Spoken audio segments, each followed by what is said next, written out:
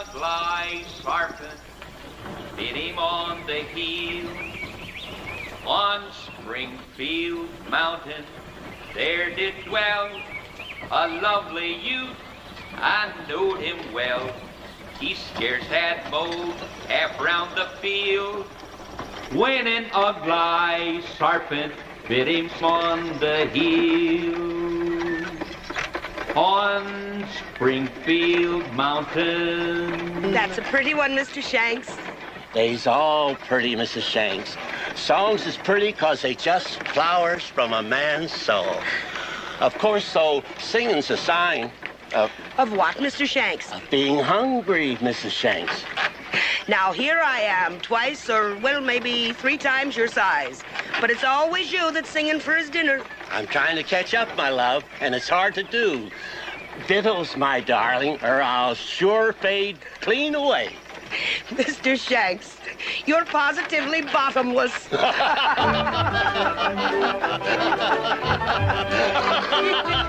Good day to you, sir.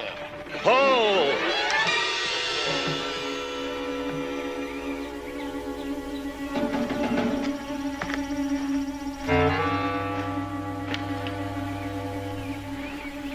Well, now, sir, here stands a very fortunate man. And why might that be? Well, I was in need of help, and the good Providence provides. Look at me, sir. No rifle, no supplies. I was the victim of an Indian raid. You see, I was heading south to visit an old friend, Daniel Boone. Did you hear that, Mr. Shanks? The very man we've been traveling for 4 weeks to meet. We're going to homestead, Mr. Blunt, madam. William Blunt. In Boonesboro, Mr. Blunt. Oh, you couldn't do better, madam. Still, my situation remains the same. I'm at the mercy of the Indians. In short, sir, I need a hand. You sure talk funny. Well, I'm afraid all Englishmen talk rather funny. Well, sir, may I have a lift? Well, I don't know about that. Why, Mr. Shanks, you're not going to let that fine gentleman stand in the middle of the road with all these heathen savages around. Put that rifle down. But, my love, in this here wilderness? If you let that nice man stand there, you can whistle for your dinner. Climb up, Mr. Blunt. Thank you.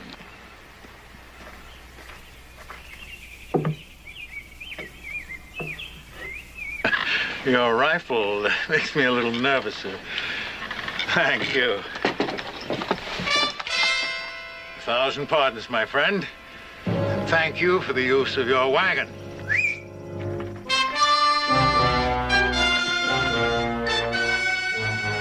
Now, if you and your charming lady will kindly step down.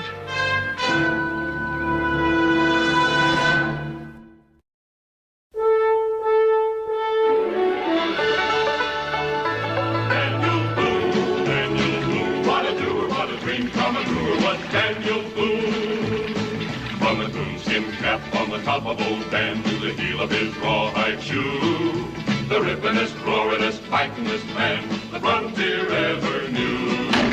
Daniel Boone was a man, yes, a big man, and he fought for America to make all Americans free. What a boom, what a doer, what a dream come a doer was he.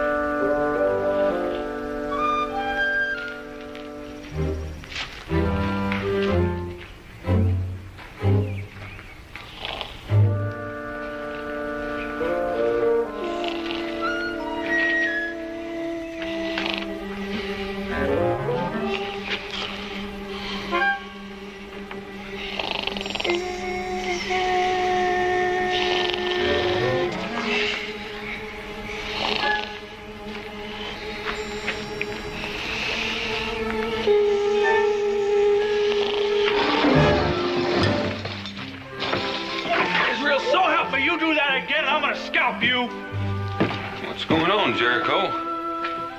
You busting up things? Jericho just fell, that's all, Pa. I was practically pushed. Daniel, you're raising a fiend here. Yeah, that's what I think sometimes. I didn't do nothing. At least not much. I was feathered.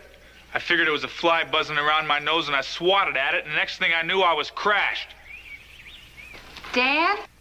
I'm coming. You ready? Yeah. I'll be out in a minute. You got some chores to do? Why don't you do them?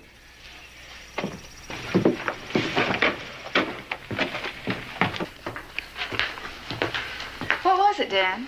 Oh, it's Jericho. You might say he fell. Oh, I heard you talking to Israel.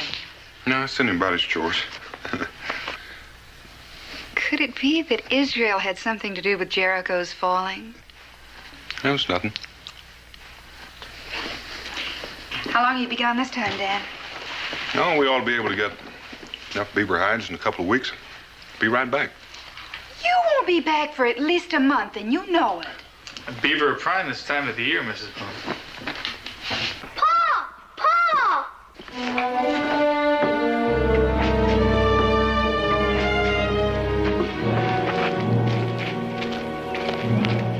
Trouble. They even walk like trouble. Mr. and Mrs. Shanks, I found them wandering about above the salt flats. It appears they're looking for you. That him? Daniel Boone. It's a crime, that's what it is. Poor innocents stripped clean to the bone. Aye, kindness in our hearts, compassion for the wayfaring stranger. And what does the blackguard do? Rob us, takes our all and sends us afoot. What are you folks talking about? You're going to say that you don't know him, that he's no friend of yours, that he's as dark an acquaintance as you've never seen. And me, with my one good dress gone, and the fine pair of shoes I bought in Philadelphia, and the mirrors, and my pots, my household goods. Oh, the brazenness of it all. I ought to get me a limb, thick as my arm, and just pound you like a peg into the ground. Now, just a minute. Would you mind explaining? Robbery, that's what, ma'am. And he said he was an old friend of yours. What friend? Mr. William Blunt. Manners. Manners to cheat an angel with. William Blunt. Aye. Now tell us you don't know him. That I wouldn't do. I do know him. Paradise, you said. That was Boonesboro. And here we are. And them all friends of thieves. Come on in, folks.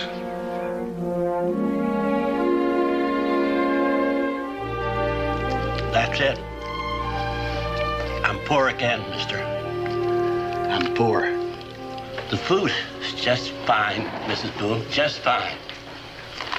Well, anyway, we were riding down the trail, and there he was, standing just like a gentleman outside the tavern. Charming and pleasant as you please. Well, there ain't any more to tell. How many men did he have with him? Half a dozen. But before we knew it, we was walking and they was riding. William Blunt. Daniel, if that Englishman gets a toehold on Kentucky soil, he'll have this territory standing on its head within a month. Is he that bad? Just who is this fella, Mr. Boone? Well, he's a gentleman, aren't you? What do you know? I told you, Mr. Shanks. 'Twas a gentleman that robbed us. What about what he told us about him and you? That we knew each other? Uh-huh. Well, that was true once. What do you mean, once?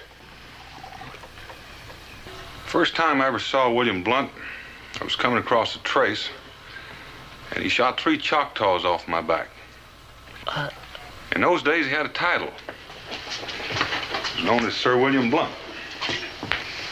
That man that got the Choctaws off me, that man was a friend indeed. Since then, he's become as bad as any Shawnee scalp hunter. A man who works for the highest bidder.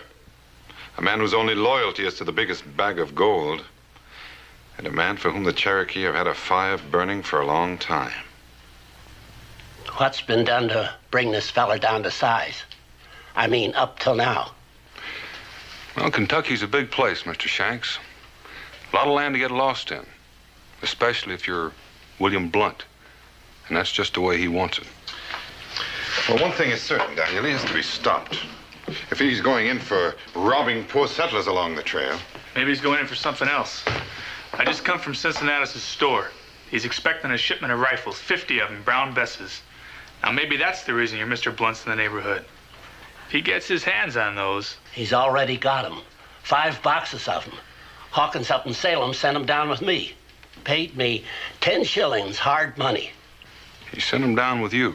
Mm-hmm. He was supposed to send him special freight. Weren't no special freight to send them with. Leastways, none dependable like me, so I took them. Had powder, too. Couple barrels. Well, guess he's got them all now. Do you realize what? I realize. A man like Blunt, 50 rifles and a Shawnee, that's a combination that could wipe out half of Kentucky. Well, he's got to be stopped, and right now. I'll round up every able-bodied man in the settlement and we'll get going. No. Halting Blunt's a job that's got to be done fast and quiet. Stopping him is my job. The Cherokee have a stake in this. I got nothing better to do. All right. Glad to have your company. Dan. Don't worry, Becky. We'll be back.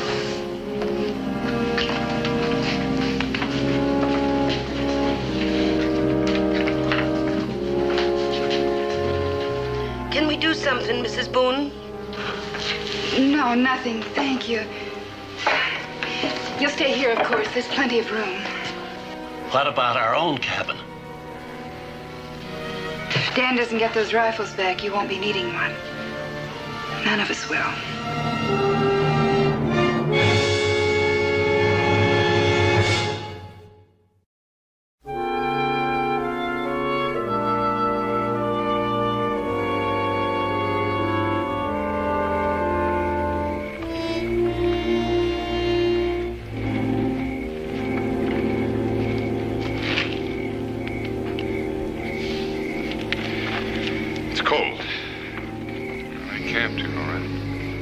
How old do you figure these wagon tracks are? No more than a day.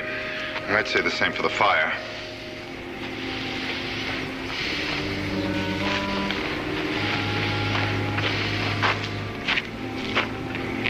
These tracks head towards Boonesboro. If you go a little farther, you'll find that they double back north.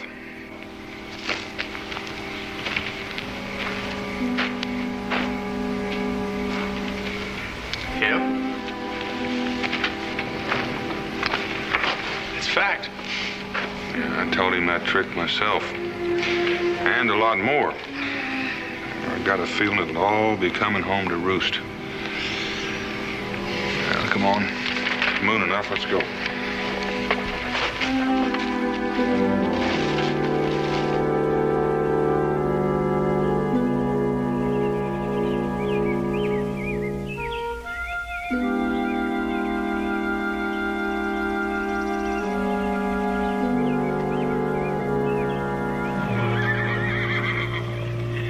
Horses.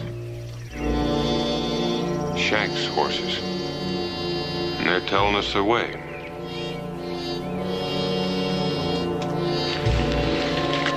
Hold on. Don't get excited about it. Get excited.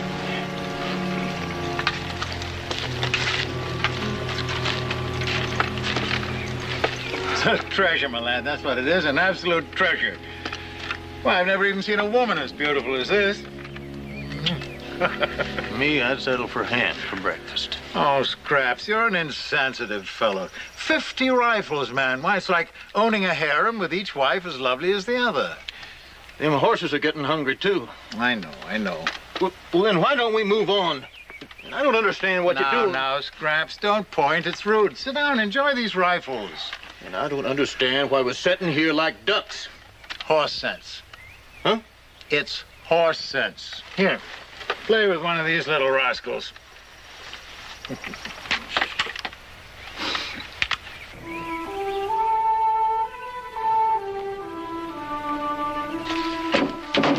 Oh, patience, Scraps. You'll see. And what if we've been followed here? They can walk right in here. Exactly. But there'll be no bloodshed. Not a drop. That's far enough. Well. My old friend Daniel Boone. Hello, Daniel. Drop those rifles and get your hands up.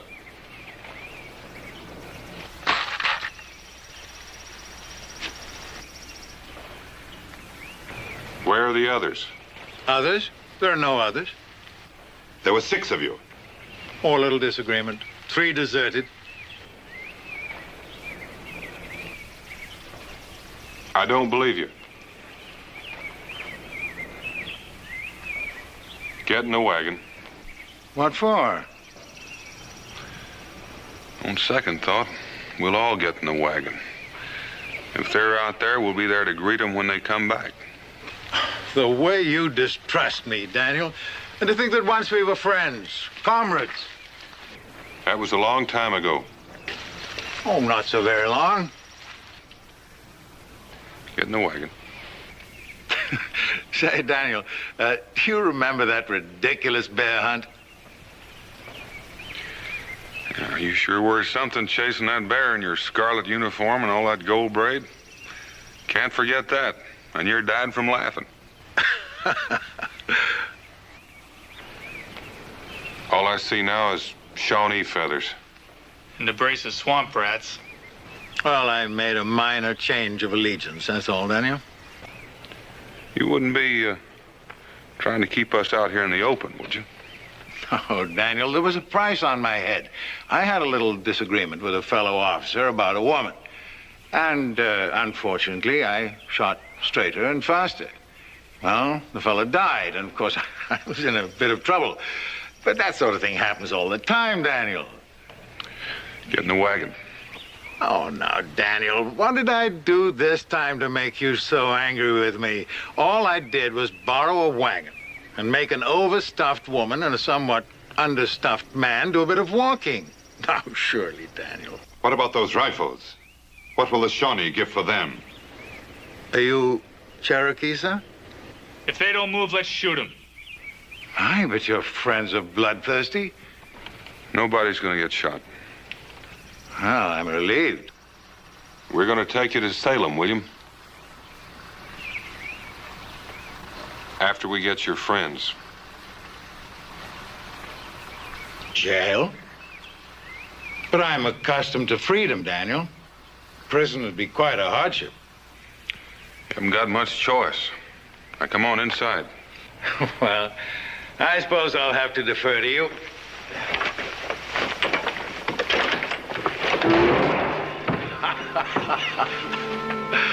Well, you see, Scraps? No bloodshed. Well, it now appears, Daniel, that you have no choice. Well, will you gentlemen kindly drop your weapons?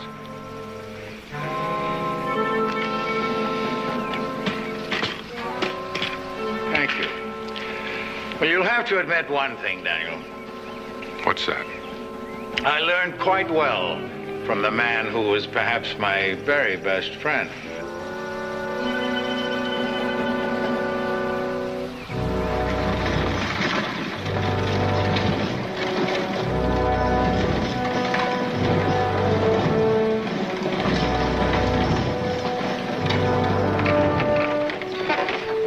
Sure had more comfortable wagon rides than this one before. I don't understand it.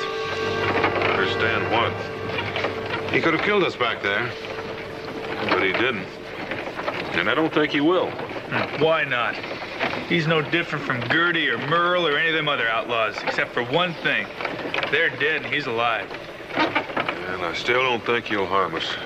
I wouldn't put anything past him. He's a renegade. That he is. He's also a real curious man. Oh, now, oh. Trip's over, Daniel. And? Well, I've prepared a little test for you. And I'm sure you'll pass it with flying colors. When a man's murdered, there's no question about passing with flying colors. It's a sure thing. Why, you bloodthirsty fellow. Who said anything about murder? Now, Daniel, I'm going to let you go. And this is your moment of departure. I don't ever remember teaching you this trick. No, this is a little thing that I thought of myself, Daniel. Now, you see, we're several miles inside of Shawnee country. Not exactly friends of yours, are they? Well, you could certainly make your way back without too much trouble, but if you try to follow me, two rather unpleasant things will happen. What two things? First, the Shawnee will certainly get you. Second, I'll kill him. You see, I'm only going to let two of you go.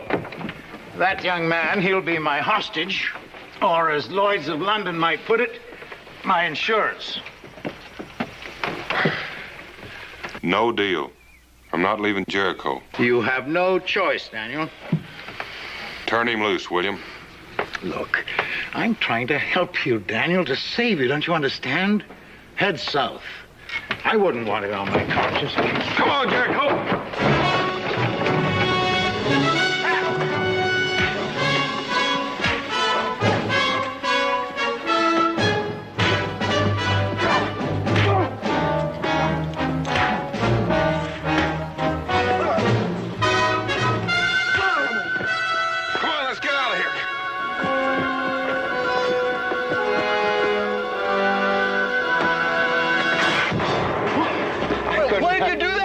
I couldn't help it, Scraps. I tripped.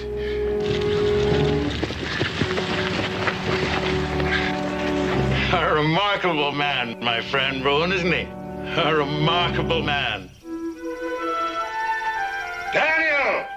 Good luck, Daniel! And don't follow us. I'd like our friendship to last. At least until the next time. I told you he was a mighty curious man. Come on.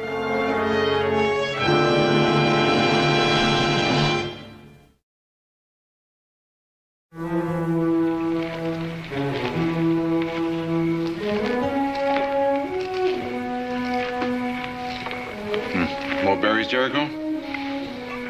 Thanks. I sure wish we had a fire. I know. Fire brings Shawnee. Like bees to honey. Daniel?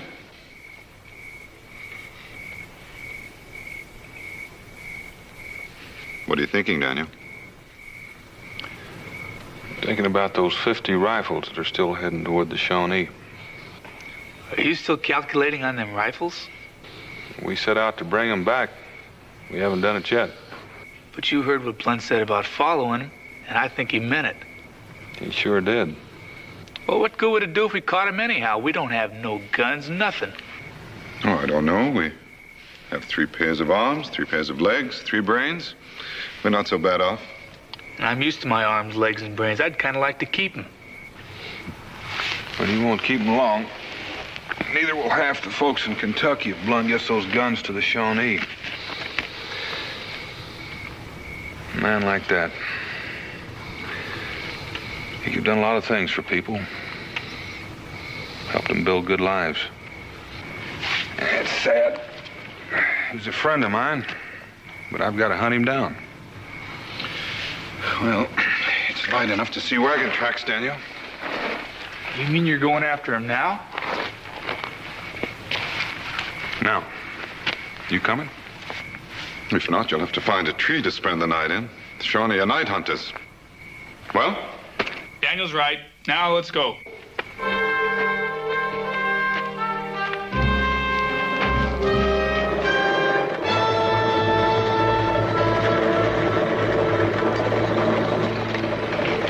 Them horses, they're starting to blow hard. On, my lad. Keep on. We ought to give them a chance to catch the wind. I said keep on.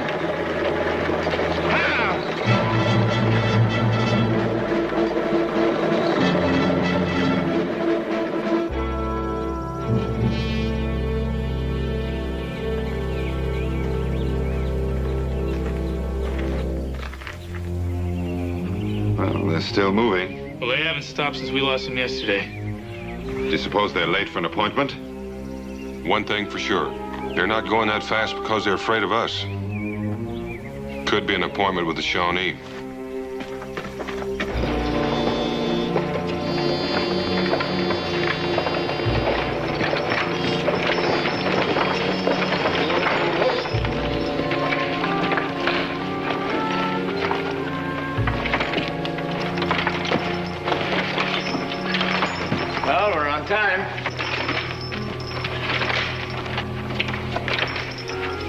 All right, boys. Let's unload. Come on, hurry it up.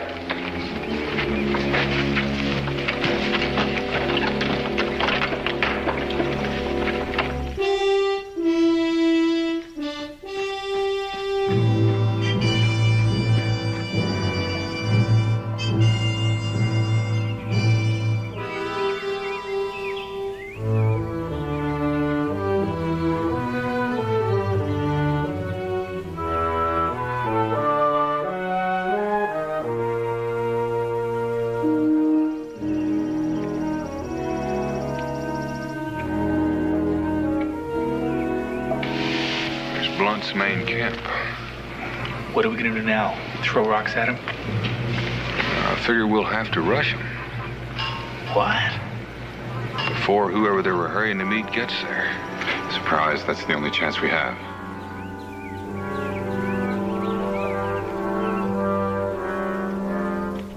There are two of them. They're heading for the lean-to.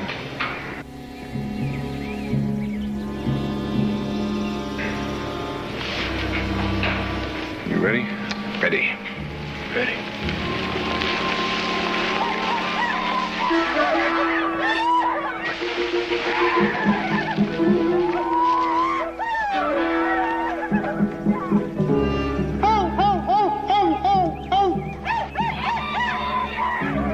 Scraps, hold your nose.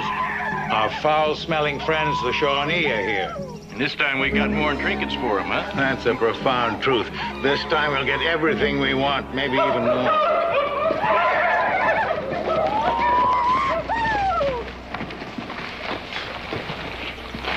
Why, Kashita, you beautiful, ugly old bear. It's a pleasure and delight to see you again. Horses. This time you bring wagon. We borrowed it, my friend. Manna from heaven. Something in wagon? A surprise. Something to please Shawnee?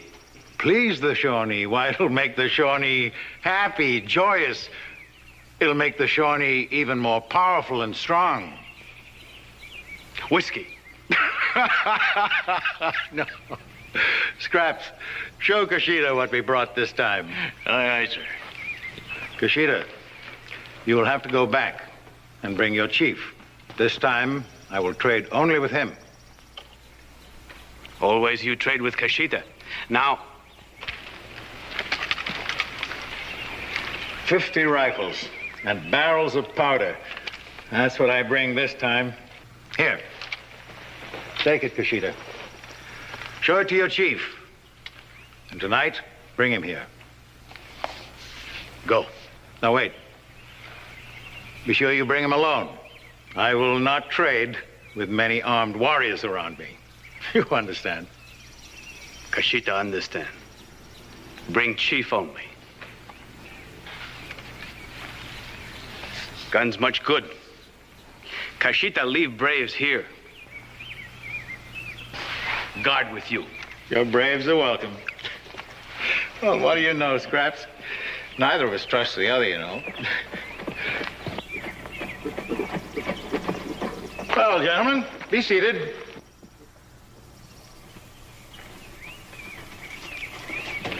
Now, hurry it up. Get everything ready for tonight for our Shawnee celebration. There's 9 of them now instead of 6. You still gonna rush them? Well, it doesn't seem too practical, does it? Sure doesn't. What do you think, Mingo? Well, we expected a fight, didn't we? A fight, yes, but not a massacre.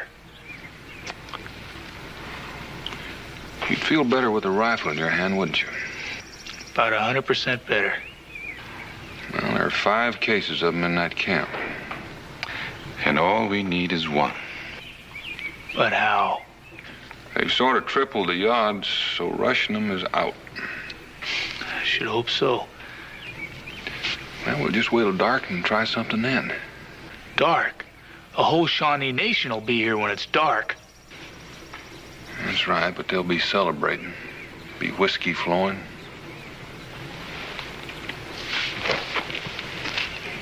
Where you going? I'm gonna sleep. Sleep? We can't do anything until dark. A man's got to keep his energies up.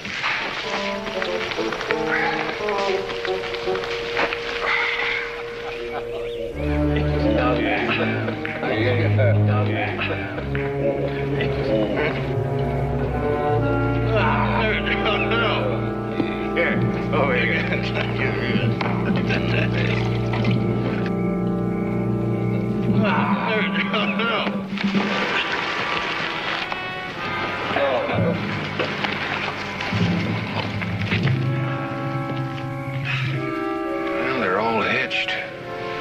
They must be near to trading. I count only 5 Shawnee.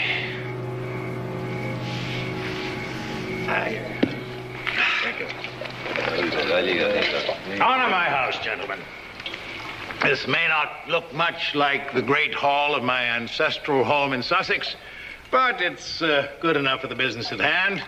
You talk much. Well, I have much to talk about, but not about guns. In good time, my friend, in good time. Pleasure first, business second. What are you waiting for? Don't you get home with the trading? Protocol, my friend. Strategy. Entertainment first. You mean fill them up on drinking, and they won't know how much they're trading for them guns? You know, if I had it in my power, Scraps, I'd recommend you for a post in His Majesty's Foreign Service. No, this time we're trading for a lot more than a pile of pelts. Meaning? Land. More land than a single man has ever owned. Land and all the rights to it. Fur, fish, and mineral. A private empire, Scraps. That's what I'm trading for. Well, gentlemen, come on. We've got much to celebrate. I will be sure that this is true when I see the 50 rifles you talk about. You will. You're to meet us at the lean-to.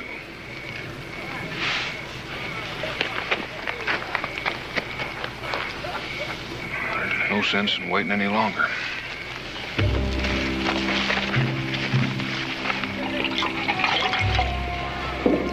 Now will let you know.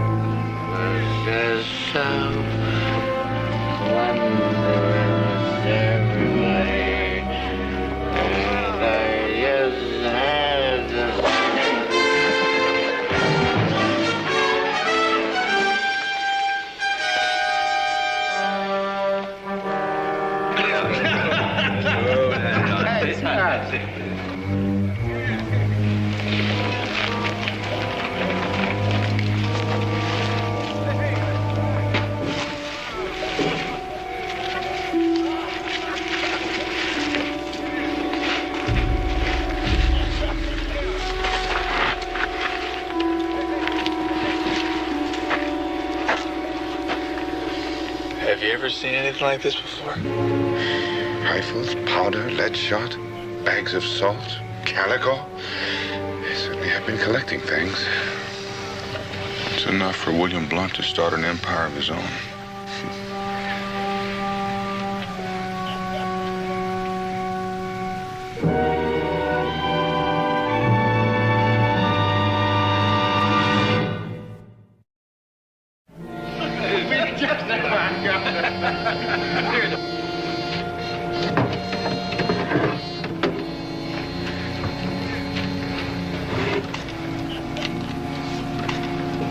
How much of this are we going to take back?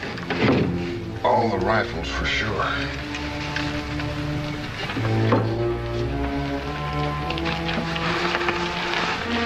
Powder and shot.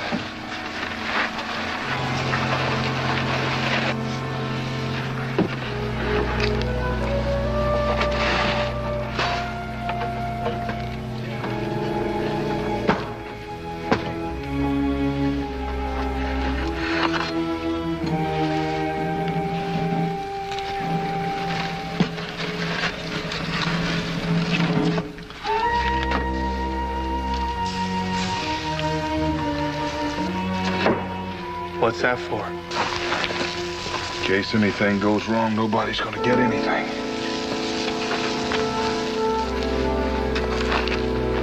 Let's go.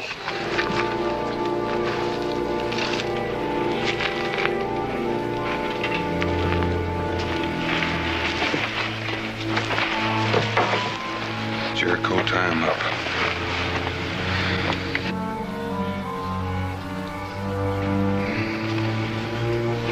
Over there at the horses. Come on, Mingo. Let's circle around.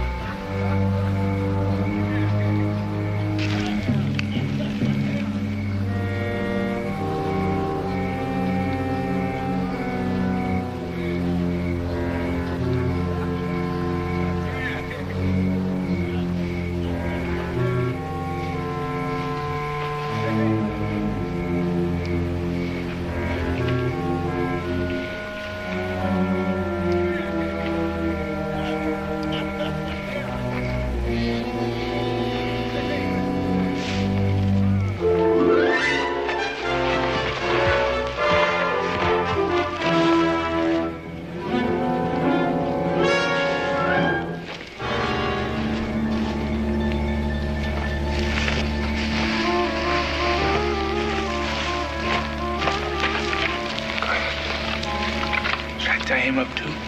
No, it won't be necessary.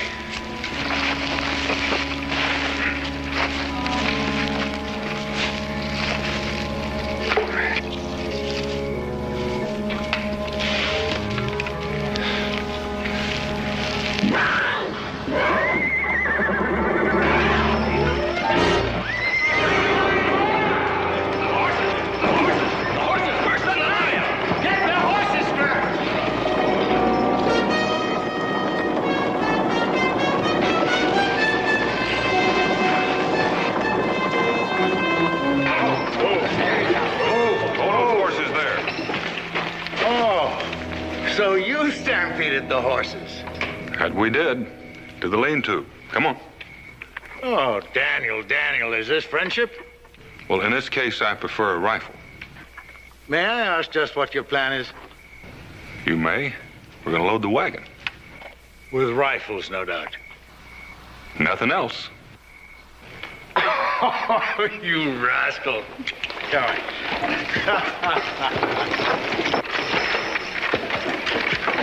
All right, that's far enough.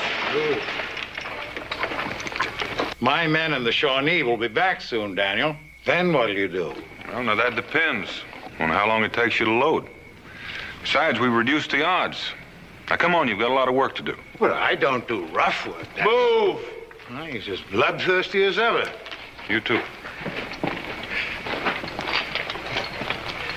Yoshida, I've said it once, I'll say it again. There stands a remarkable man.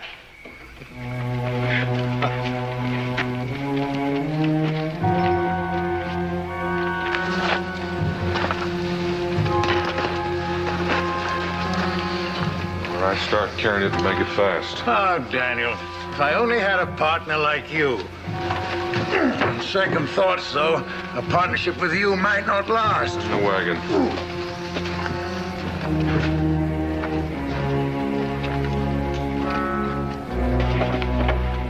Daniel, we haven't got much time. I'm not going to leave him any powder. Have a heart, Daniel. I'm exhausted. I'm a gentleman, and gentlemen don't have to carry I want all things. the powder I can get. Come on, come on.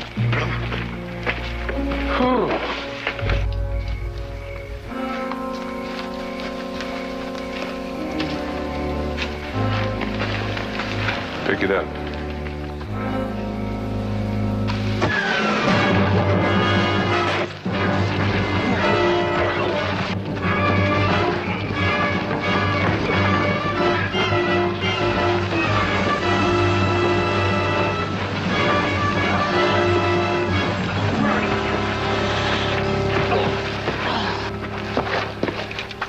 Tanya, are you all right? I'm all right, just a little singed. Your friend came close to blowing us all to Richmond. In your case, I'm afraid that wouldn't be quite far enough. Daniel, let's get out of here. Time's running out. Drag him to the wagon.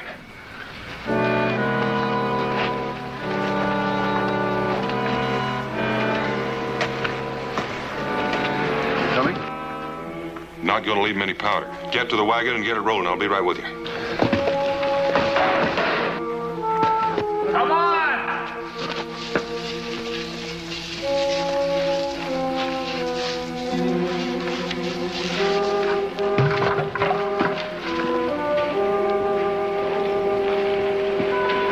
Drive him, Jericho. Get him out of here fast.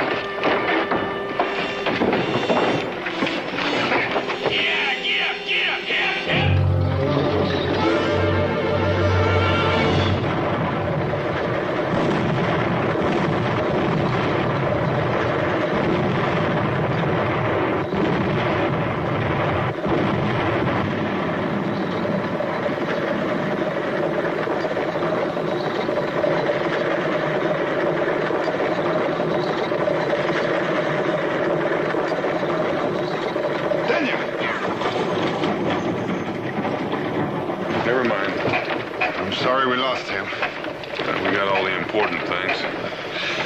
You better sit down. It's going to be a long, rough ride. Well, rough, perhaps, but not long. My friends will come after me. First, they got to try to catch the horses. They will, Daniel. They will. Then they've got to try and take us. And with your reluctant help and the supplies we have, we ought to be able to hold off an army. You know, Daniel, it's a pleasure. A genuine pleasure to be captured by a far-seeing man. Thank you, William. Tie him up, Mingo. Oh, allow me.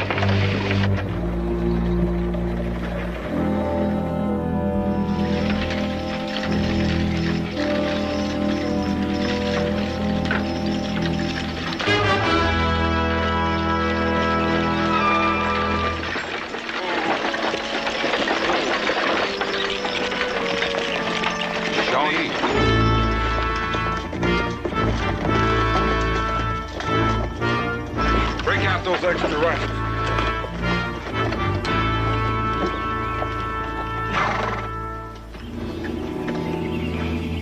They're keeping out of range. It's not like Shawnee. Keep loading those rifles, Jericho. Daniel. What? We're old friends, you and I. They're your friends, the Shawnee. Answer me, aren't we? We were friends. Then listen to me. You haven't got a chance. Look. There, too.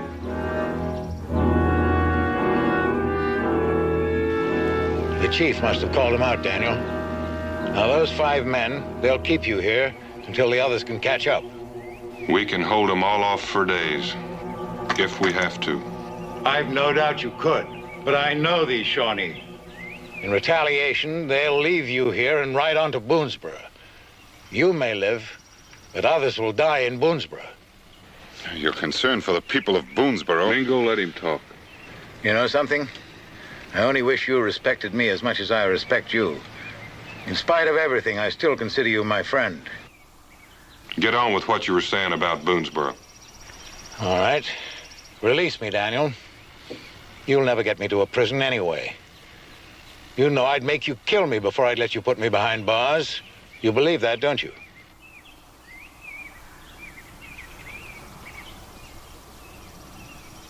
Now, all the Shawnee want is to rescue me.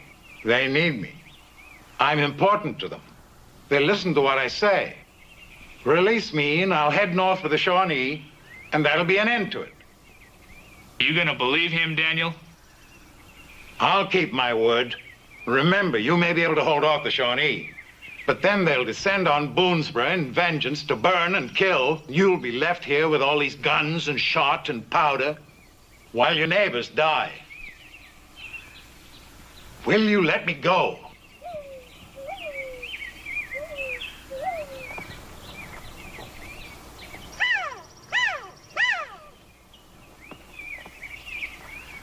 There isn't much time now. Let me go. You used to be a decent man, Blunt. Well, in some ways, I still am, Daniel. Maybe. I don't want to see anybody get killed in Boonesboro. Untie. You just made yourself a bargain. You're not gonna trust him, are you, Daniel? You gotta trust another man once in a while, Jericho. You still aren't sure, are you, Daniel? I'm sure. It's a strange way, isn't it, to be friends?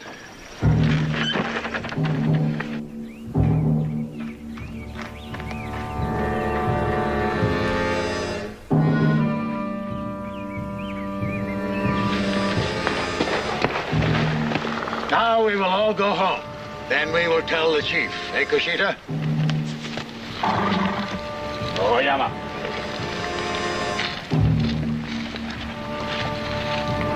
Well, it looks like we're gonna make it.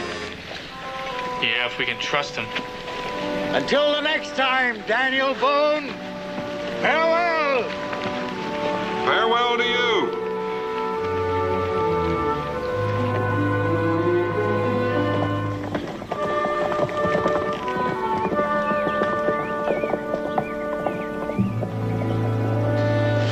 Now let's head for home.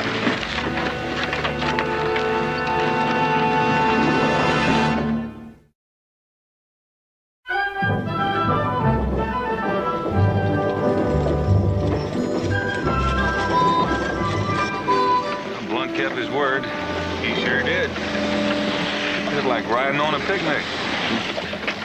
Sun's a-shining, bees a-buzzing. No Shawnee in the woods. Say, do you know what we did? What? We found the rifles all right, but we lost all of Mr. Shank's household goods. Yeah, we really made him a poor man. And I don't go along with that. Shanks and all the people of the settlement still have their lives, and that makes them rich. Dad? Uh-huh. I gotta admit it. When you let Blunt loose, I was sure we were gonna get double-crossed. We wasn't. Sure wasn't. All of which proves one thing. What? We're just as lucky as the Shanks. A man never knows how many good friends he has. Get up there, Bessie.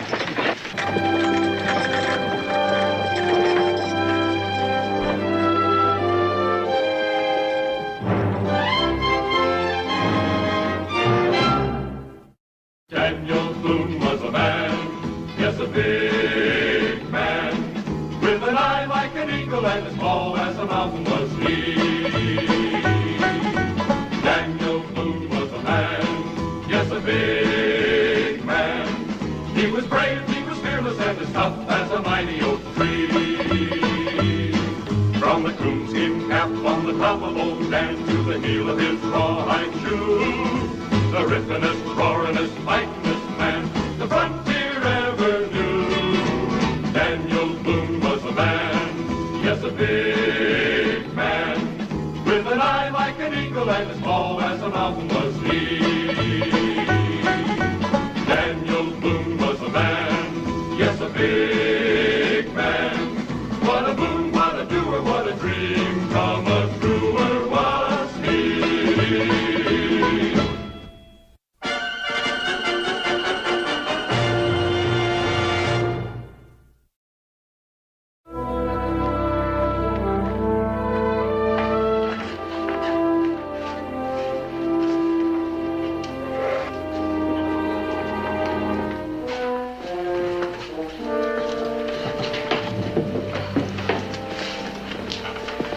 ought to be here by now. We should have sent for him sooner. It couldn't be sooner. And of all people, Daniel Boone. Mr. Boone! Hey, Mr. Boone! What's the trouble? Sam Thurston wants to see you before you leave. He's waiting at the Black Lantern. Oh? He's had all day to see me. What's happened? Don't know that. Just know he said it was mighty important. We're mighty anxious to be on our way. You go on with the pack horses. I'll catch up with you later. It had to be Boone. He was the only one you traded with today. Besides, he's not very well known around this part of the country. But if he's already gone, what then? What will I do, Lacey? Sam, please stop worrying. I told you I would help you. Isn't that Boone that just walked in? Yes. You know what to do. Good evening, gentlemen. Sam. Good evening. You called me just in time, Sam. You look worried. Something wrong? Well, as a matter of fact, there is. I was going over the books at closing time, and I found that I'd made a mistake when I paid you for your furs and buckskins. A mistake? 19-pound mistake. Well, that's a sizable error. Now, look, Boone, it's my fault, not yours. But if you don't mind walking down to my place of business, I'll show you. Well, let's go then. If you're right, I reckon I'll have to make it up to you. No, thanks, Boone.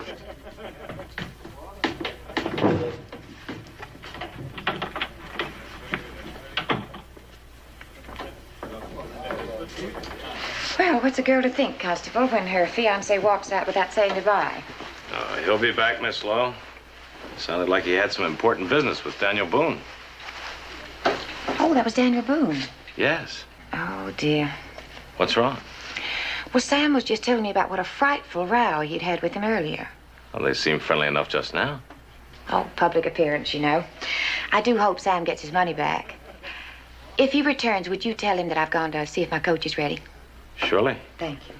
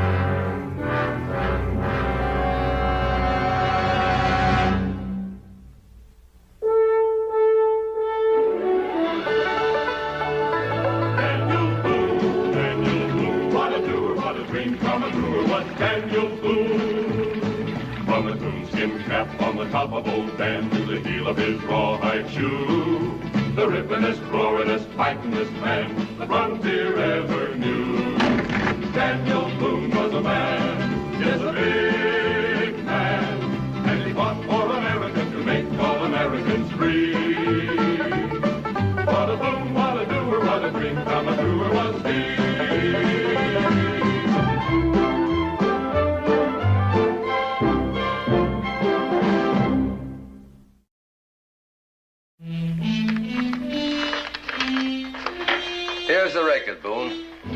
Sit down and look it over.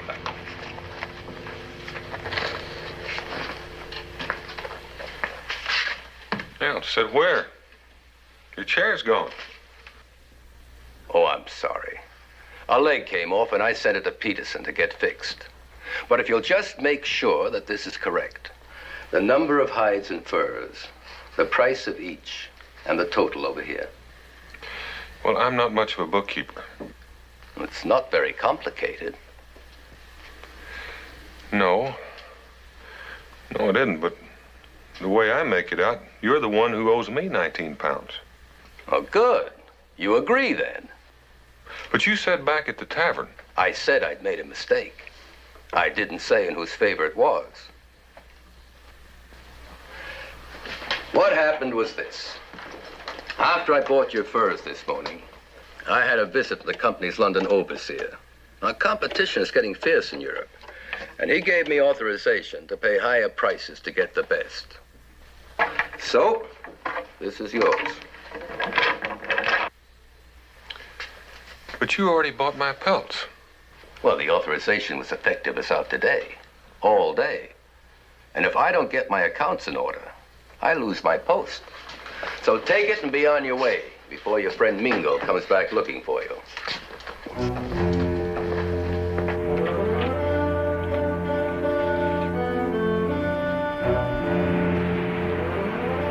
Bye, Sam.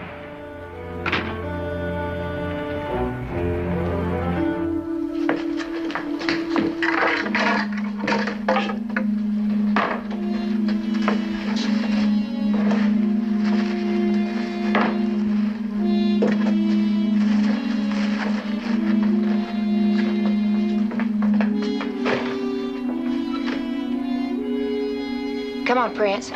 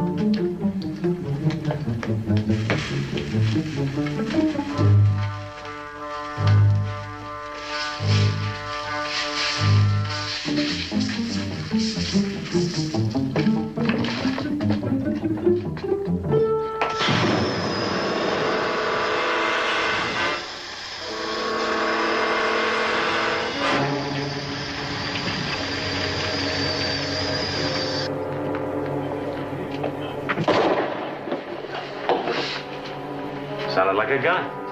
Come on.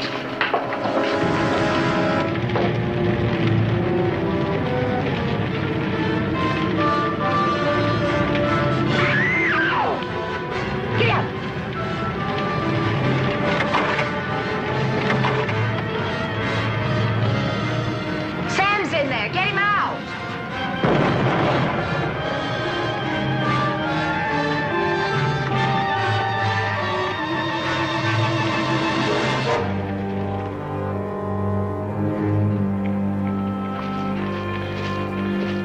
Of course, the way you tell it, Daniel, it wasn't exactly a mistake that Sam Thurston made. It was more of a correction. I suppose he was having a little fun with me. Because naturally, when he mentioned the 19 pounds, I took it that he wanted it from me. Just kind of human nature. Yes.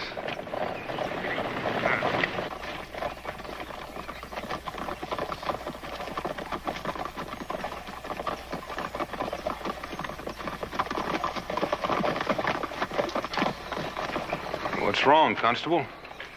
You boys are looking kind of serious. What is it? I wouldn't have believed it of you, Boone. From what I've heard about you, you're a man to be trusted. But maybe that's just west of the mountains. Well, come on, Henry. What is it? You're under arrest. Charged with the murder of Samuel Thurston.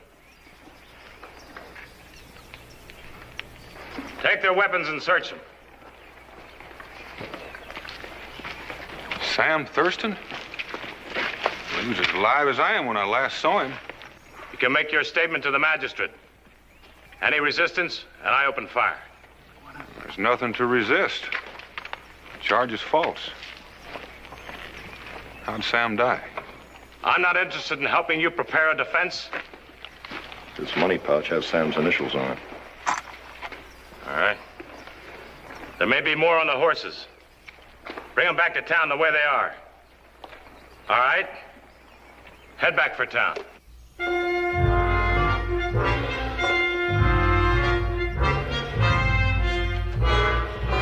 Sam gave me the extra 19 pounds and I left. And that's all I know, except I'm sorry as any man that he's dead. You seem to forget, Boone, that the constable and I were standing right over there at the bar when Thurston told you that he paid you 19 pounds too much. That's not what he said. All he said was that he'd made a mistake. The entire implication was that he overpaid you. The last thing I heard you say had to do with reimbursement. Do you not deny that? I thought the same as you did until he explained about the authorization from the company overseer. What is this overseer's name?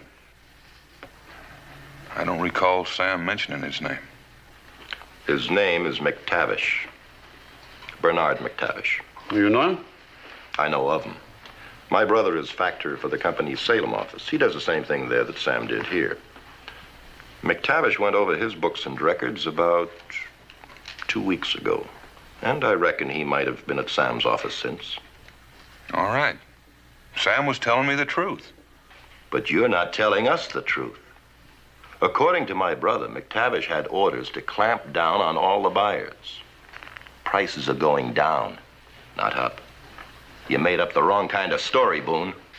Listen, Mr. Godwin, I'm not on trial yet, and I have the right to know exactly what I'm being charged with and who's accusing me. You will be granted that right. Even more. Before I read the indictment, you'll hear a few witnesses. Sergeant, bring in Miss Lowe.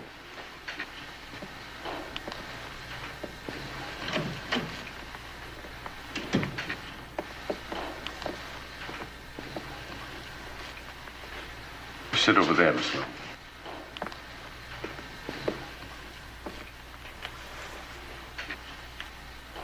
Now, Miss Lowe, would you please tell us of your own experiences last evening? And remember that everything you say is being recorded. Well, I was here in the Black Lantern with Sam, waiting on Mr. Boone. Yes, we know that. Then Sam left, and Boone left. And then a minute after, you left. What happened then? Well, I saw Sam and Mr. Boone going toward Sam's office. So I went in the other direction, toward the livery stable, to see if my coach was ready. And it was. Do I have the right to ask a question? If it's pertinent. Who got your coach ready for you?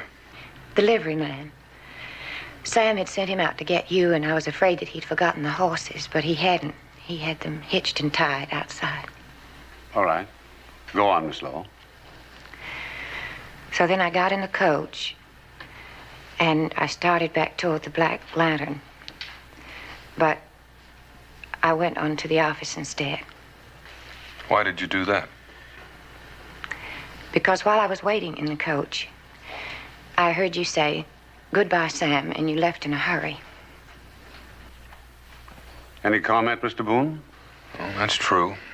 I said goodbye to Sam. He was standing in the doorway. Well, from where I was sitting, I couldn't see the doorway. But I thought I would go in the office and get Sam. And the door was closed. And so I opened it. And then I looked inside. And the place was in flames. And I saw Sam. The witness is excused. Sergeant, please help Miss Lowe.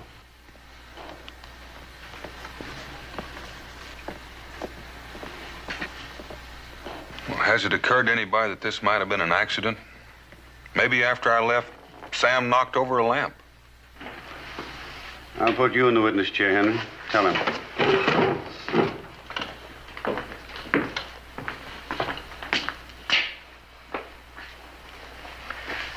After Miss Lowe gave the alarm, I was the first one to reach Sam's office.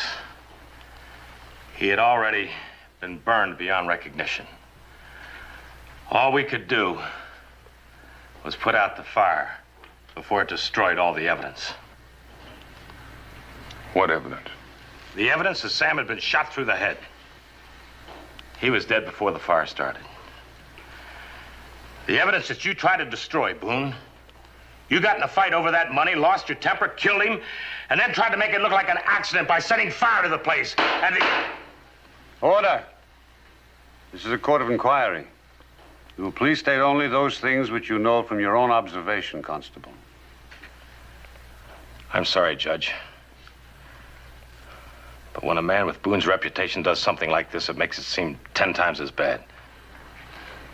You mean you're already convinced I'm guilty? What else? You'd already had a fight with Sam earlier in the day. If Miss Lowe could have kept on talking, she'd have said so.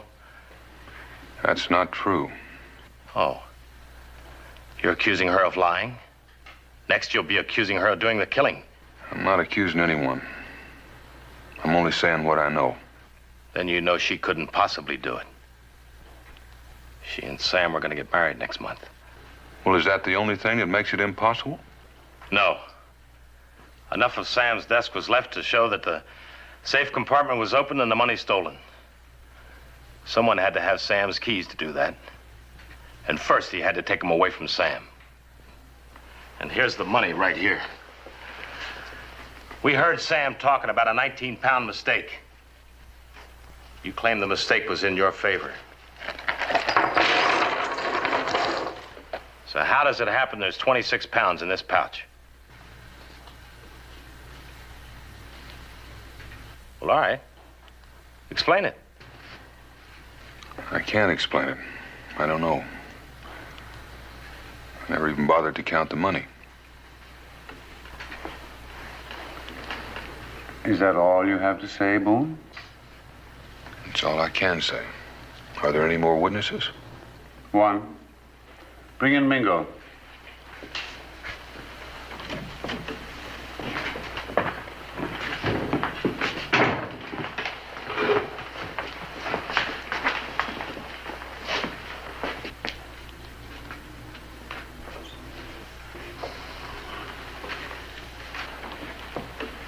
Now, Mingo, when Boone overtook you last night, did he show you that pouch?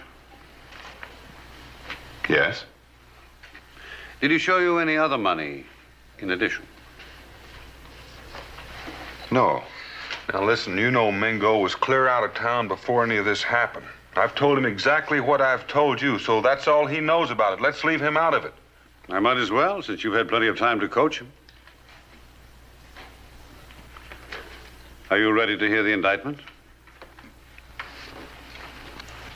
Go ahead. Thank you.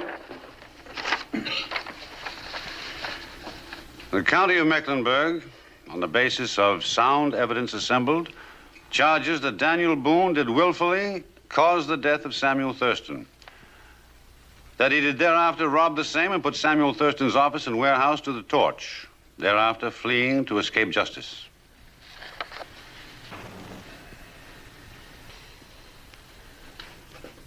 Does the prisoner plead guilty or not guilty? Not guilty. This being a case of homicide, bond is not permitted. The sergeant-at-arms will see that the prisoner is escorted to jail and held there pending the trial.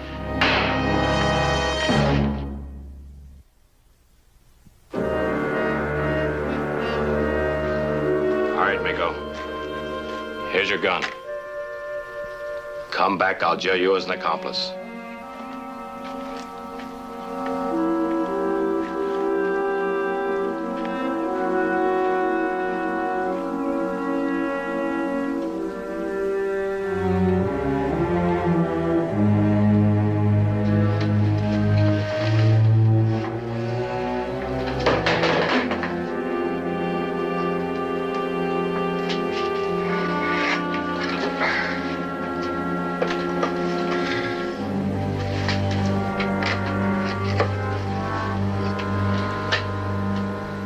Share with a broken leg. If he sent it to be fixed, how could he have been sitting in it?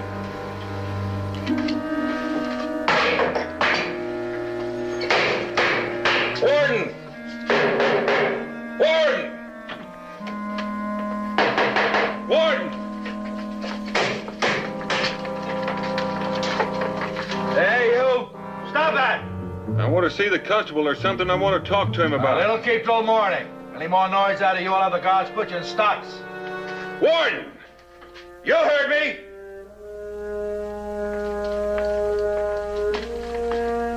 Warden!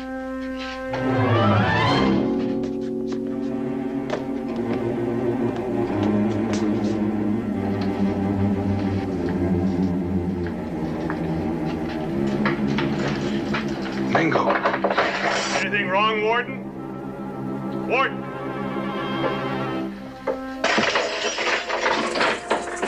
This way.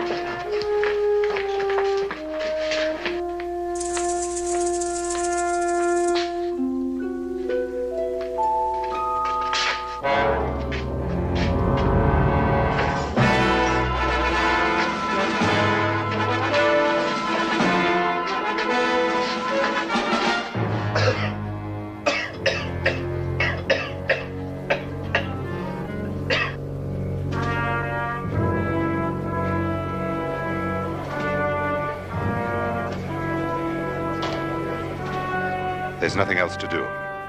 Everyone in town is absolutely convinced you're guilty. If you stand trial, you're a dead man. And now you've gone and made yourself my accomplice. And they'll hang you. If they can catch you. They'll be heading west, over the mountains. Watch every trail. And shoot on sight. Let's go. It looks like they're gonna make every effort.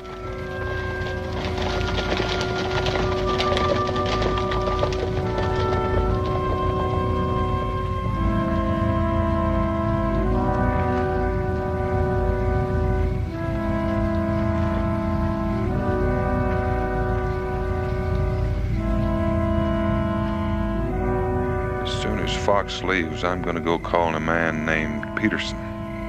Peterson? That's somebody you know? No, never met him. I can see his furniture shop from here.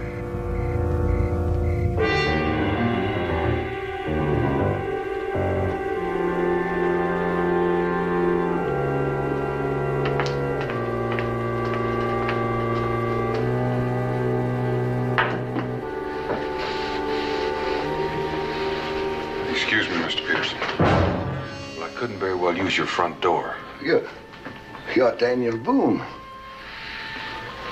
That's right. And you know why I'm here. No, I don't. I never had anything to do with you. Maybe you did. Just answer one question. At what time last night did you take Thurston's desk chair back to his office? I don't know what you're talking about. I never went near Sam Thurston's office. And I ain't never seen any desk chair. A chair with a broken leg? He said he sent it to you for repair. It's not true. I never had it. And even if I did, why would I take it back at night when he'd be locked up? Then why are you so scared? Well, of course I'm scared. You killed Sam Thurston, and now maybe you're aiming to do the same to me. I see. I keep forgetting everybody thinks that I'm a killer. Well, I'm not, Mr. Peterson. And I happen to think you're telling the truth. It was Thurston who lied. I wonder why he lied about a thing like a broken chair. Well, I don't know anything about that. The last time I talked to Thurston was all of 2 weeks ago.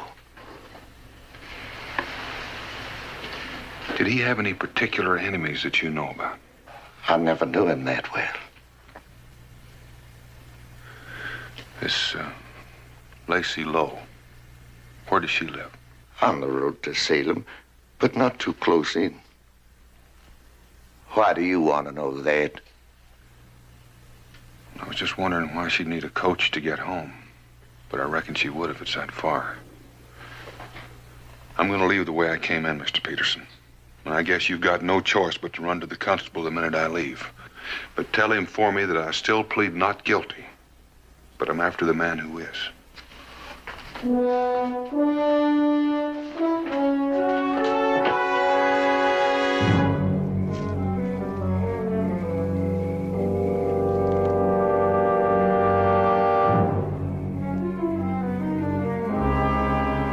better keep to the trees.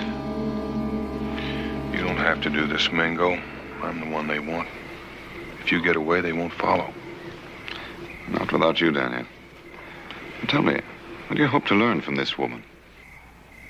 Well, she told the constable that Sam and I had trouble earlier in the day. Either she was lying or she was repeating a lie that Sam had told her. I have to know. Has it occurred to you that perhaps Miss Lowe herself... Of course it has. She saw me leave the office. She had time to do the shooting. But she didn't have time to find that chair and put Sam into it. And she didn't have time to find the keys, rob him, and leave the place in flames. And if she didn't do any of those things, she probably didn't do the shooting either. Well, there must be someone else.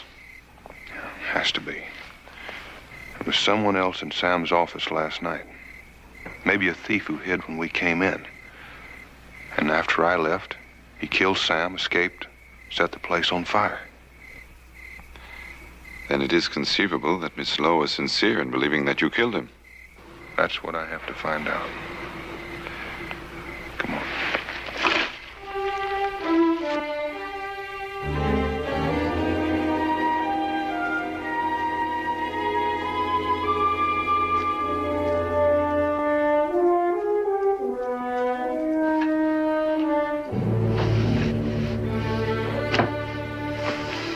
I just gotta do it. I gotta do it. A man has to uphold the law.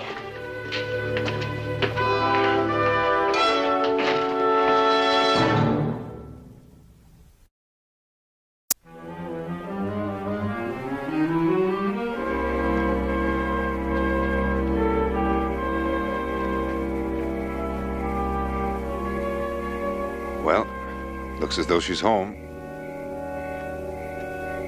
Signal if anybody comes.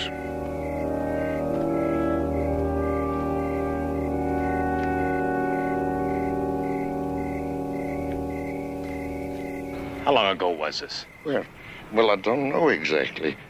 Maybe 20 minutes, half hour. Oh, a half an hour. Well, where have you been? Why didn't you come at once? Well, I was going to, but you see, he said he didn't do it.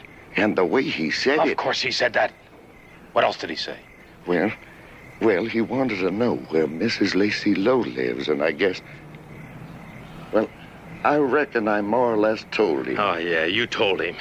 And you gave him all the time in the world to get there. Well, if there's another murder before morning, you'll be responsible.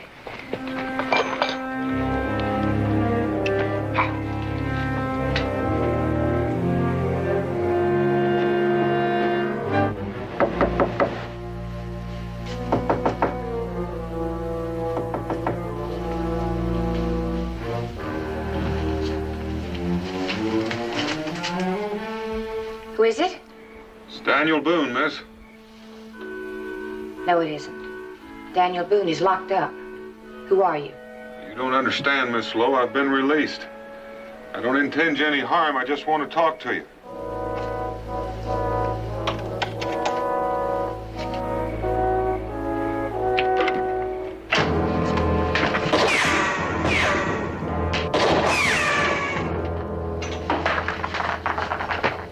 At least that tells me one thing.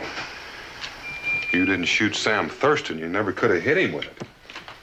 What are you talking about? You know very well who shot Sam. No, I don't. Not yet. All I know is that I didn't kill him. Tell me, before Sam died, was there any reason for you to dislike me? Well, of course not. I didn't even know you. Well, then why did you tell the constable, even before Sam died, that he and I were having trouble? I don't have to answer your questions. No, not yet. But if I'm captured and go on trial, you'll have to answer them then. Captured? I thought you'd been released. Well, it wasn't the constable that released me. Then you escaped. That's right. And I don't have much time. Now, will you tell me why you told the constable that lie? I didn't tell any lie. I simply told what Sam told me. Well, then Sam lied. He lied about the broken chair. He lied about the money that he said he owed me. He even lied about the amount he said he was going to pay me. Now, why would he go to all that trouble? I don't know what you're talking about. One thing he said that was true. He said that his company overseer was here from London. Can you tell me anything about a man by the name of Bernard McTavish? No.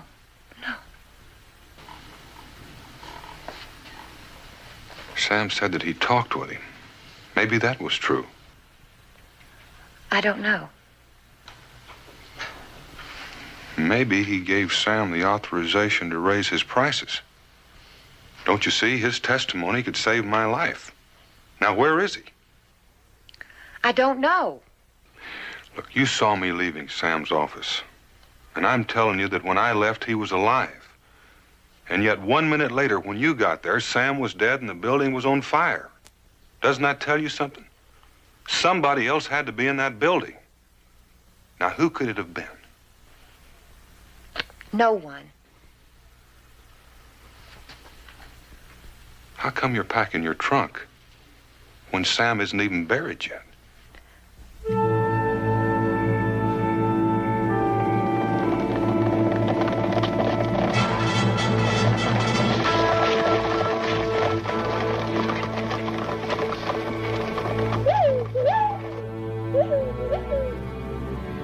I'll be back. If I'm still alive.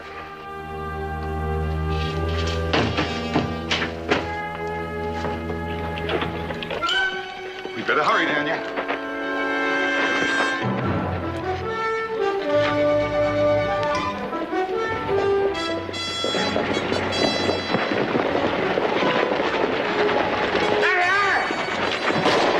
Keep after him! Keep after him! Come on!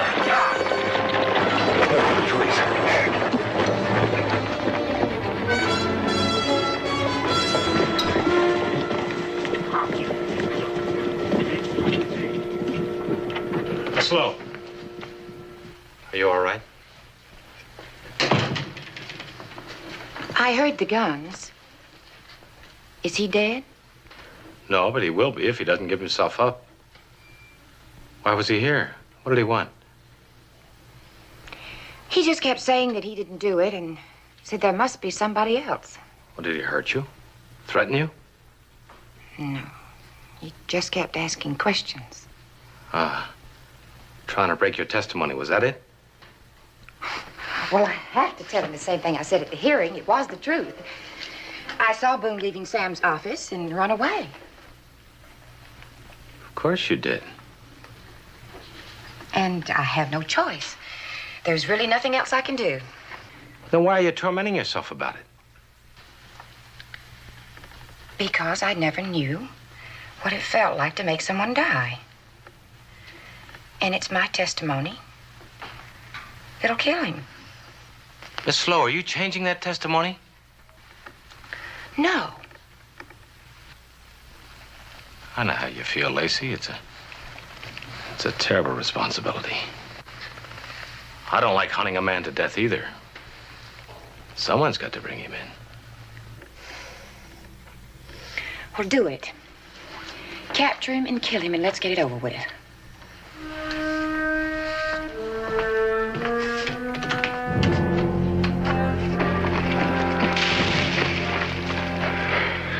Well, we've lost him for a breather, at least.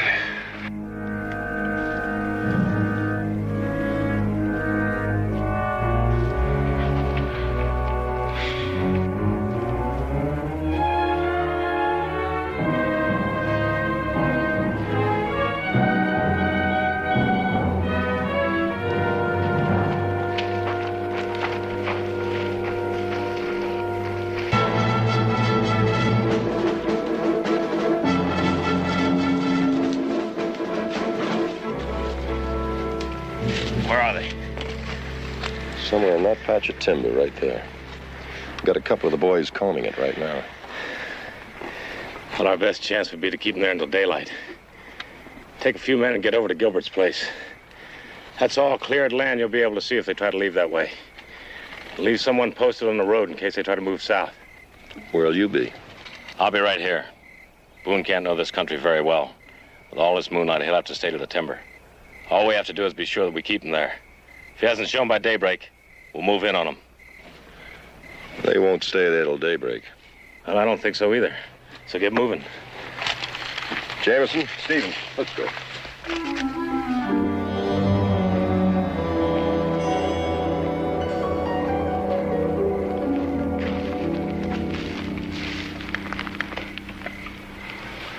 Looks like a farm over there. It's a dog barking at someone. Well, he couldn't have gotten wind of us yet. Must be someone over there waiting. Maybe we could make a run for it. Well, let's stick to the woods. I want to live to find Bernard McTavish. But Daniel, he might well be halfway back to England by now. And even if you found him, his testimony might be all against you. After all, if he told all the other company factors to reduce their prices, he must have told Sam Thurston the same thing. Why did Thurston lie? Why did he lie about the broken share, and why did he go through all that tomfoolery about giving me money that wasn't mine? I don't know. You know, it's almost as if he knew we were about to be murdered and arranged everything so that you would appear guilty. Say that again. I say that it's almost as if he knew ahead of time he was about to be murdered. Thank you. He did know. He picked me ahead of time as the killer. I've been looking at this thing all backwards. I don't understand.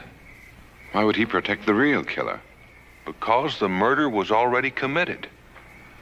There was another man in that building, just as I said. But he was dead. Dead in the next room, and probably sitting in Sam's desk chair.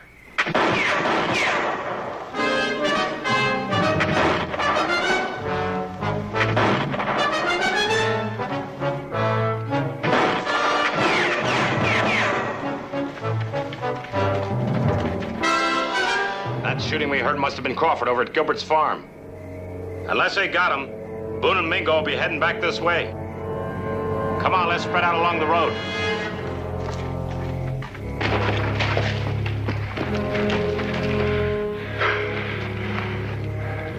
We've got to get back to Miss Lowe's place. I know now why she's packing that trunk, and I'm pretty sure it'll take 2 people to move it.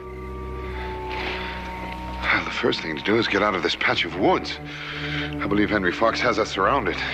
Yeah, he's probably waiting for daylight.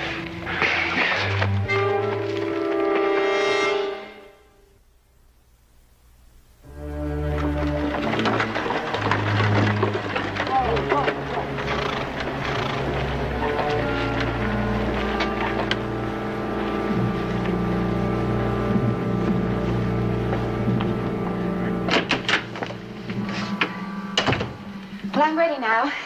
I need some help with the trunk.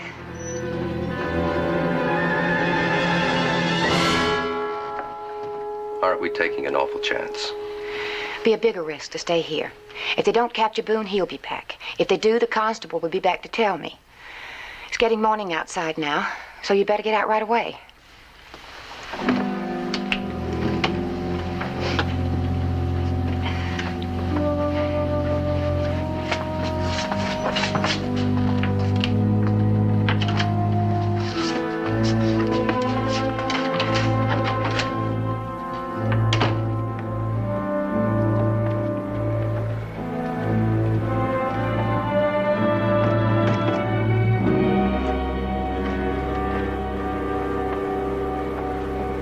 What if you should run into Fox or some of his men?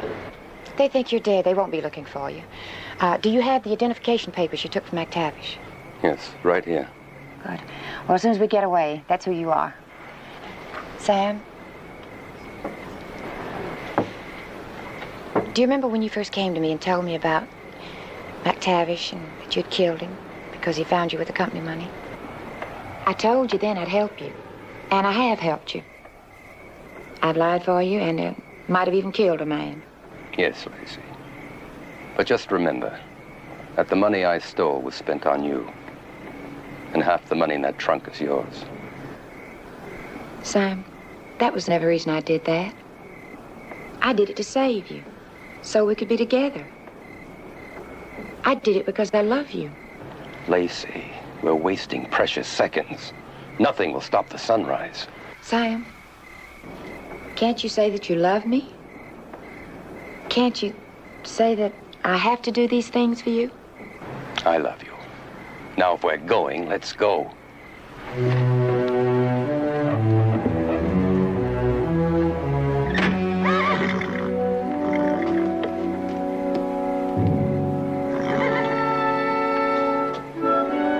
Get out! Get out!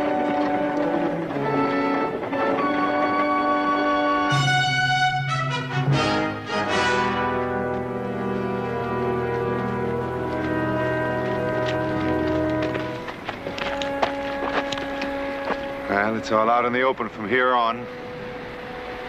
Look.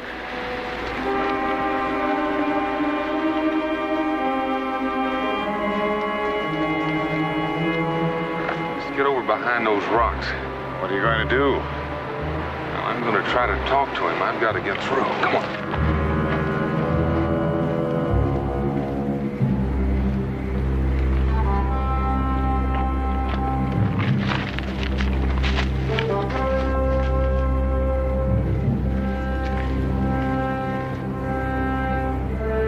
Constable! Who's there? It's Boone. I want to talk to you. You got anything to say to me, Boone? Come out with your hands in the air. You and Mingo, too. You listen to me first. I make no bargains with killers. Open fire.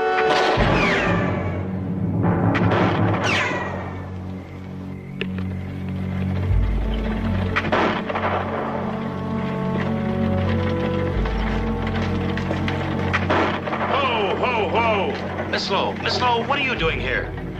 Going to my sister's. I can't stand to be in that house alone anymore. It's Lacey Lowe. She's leaving. Boone's over there in the woods and he's got a gun. You better get out of here quick. Here!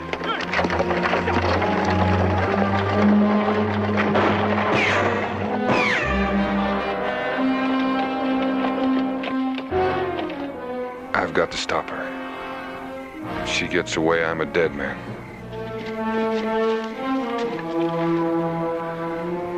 Henry! You listen to me! I'm coming out! Come on, then. I've got a gun. I'm not using it. I'm gonna fire it in the air. Here it comes.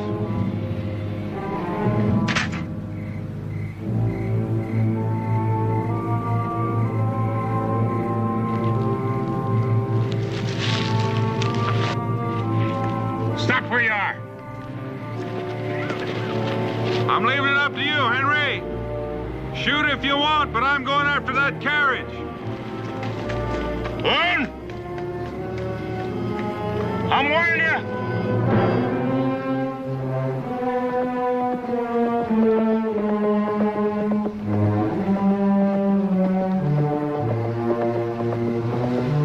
Come on, Anna, let's get it.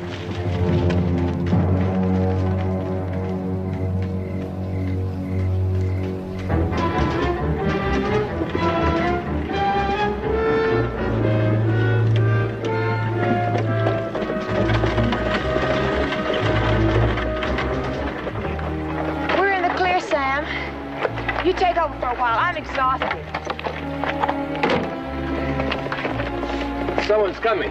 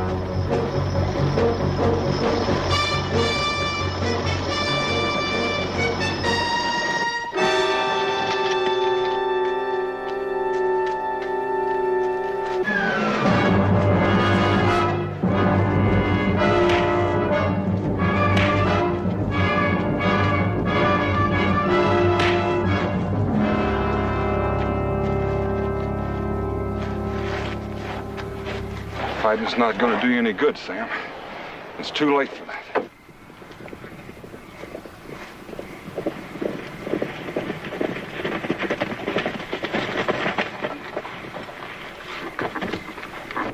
Sam Thurston. The man in the office. The man was shot. Sam can tell you all about that better than I can.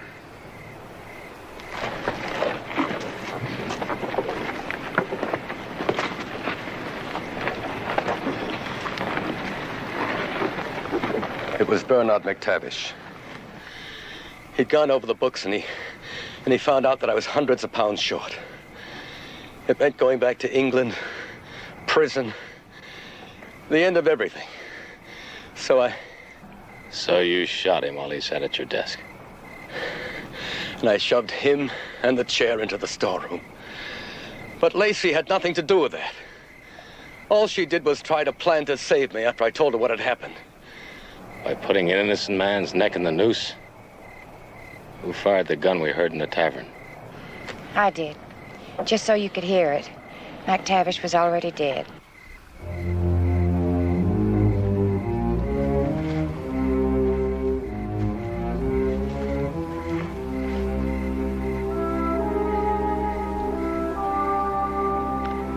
Couldn't have done anything else, Henry. All the evidence pointed to me. Nearly foolproof. I could have given you the benefit of the doubt. You did. You had a clear shot at me and didn't take it.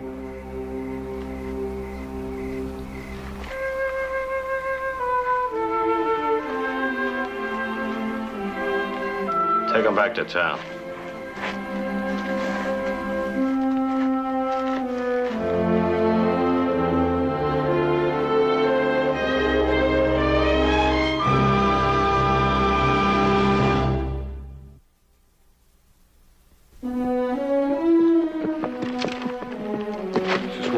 Saw him. He didn't have a gun.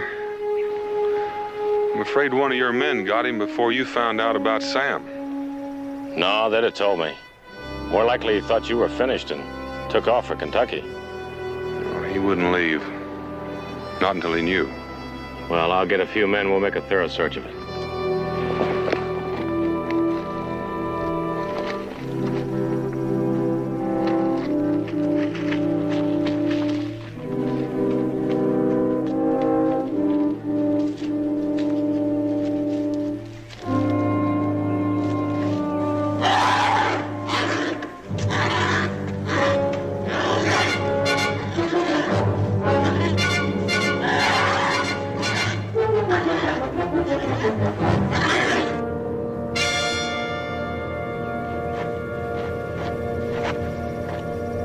Hello there.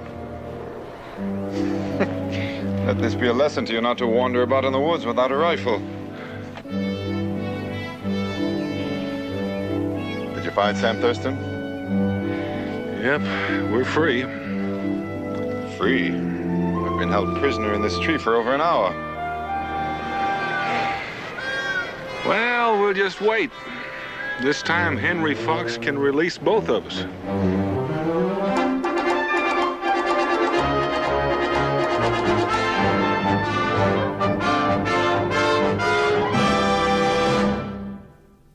Daniel Boone was a man, yes, a big man, with an eye like an eagle and as tall as a mountain was he. Daniel Boone was a man, yes, a big man. He was brave, he was fearless, and as tough as a mighty oak tree. From the coonskin cap on the top of old Dan to the heel of his rawhide shoe, the rippenest, roaringest, fightingest man the frontier ever knew. Daniel Boone was a man, yes, a big man, with an eye like an eagle and as tall as a mountain was he. Daniel Boone was a man, yes, a big man. What a boon, what a doer, what a dream come a truer was he.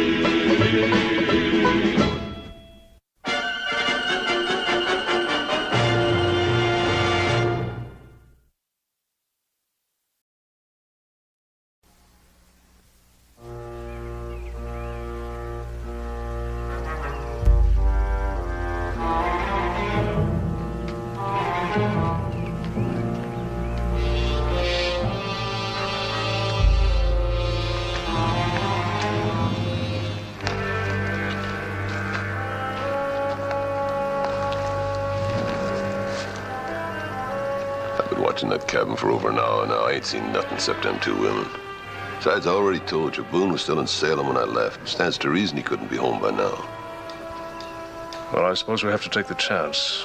Can't travel very far without supplies. Take your friends, get what you can. And make sure that the family is properly recompensed.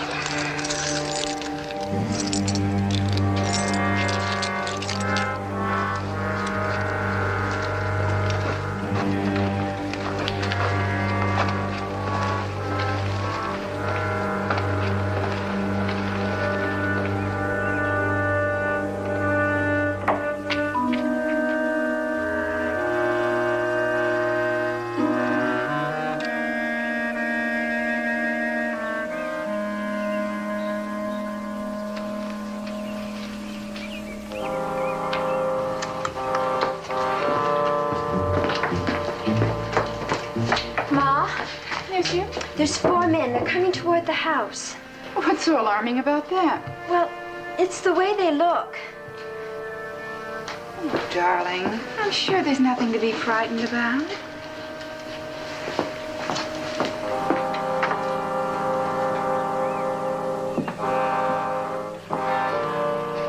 Morning, ma'am. Good morning. Lovely morning. What do you want? Well, we were just traveling through and we ran out of grub. Thought maybe we could get a few supplies. Well, I suggest you try the Ford. It's right down the road. They have a store there. Well, there's certain reasons we can't do that, ma'am. So I guess we'll just Now, have to just get a them minute. here.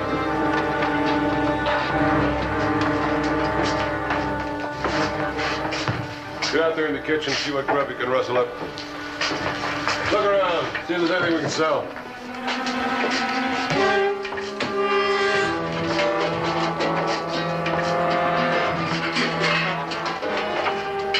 No, not for him! Ma'am, you know better than to cause us any trouble. Besides, Coot don't like to be fussed with. You just wait until my pa gets back. You'll be sorry. By the time your pa gets back, we'll be long gone.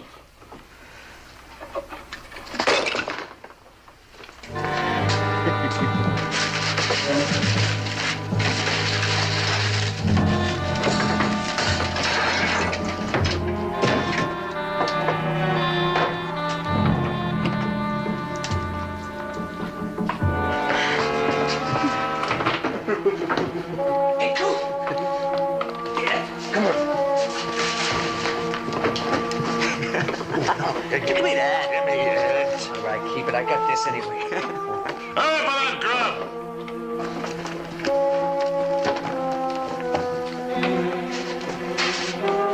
Let's get moving.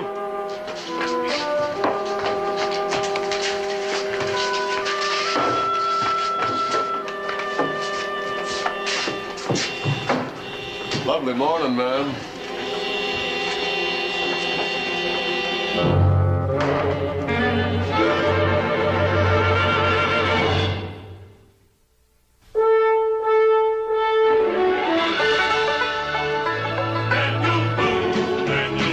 What a doer, what a dream come a brewer, what Daniel Boone. From a coonskin cap on the top of old Dan to the heel of his rawhide shoe. The rippenest, roaringest, fightingest man the frontier ever knew. Daniel Boone was a man, yes, a big man, and he fought for America to make all Americans free. What a boom, what a doer, what a dream come a doer was he.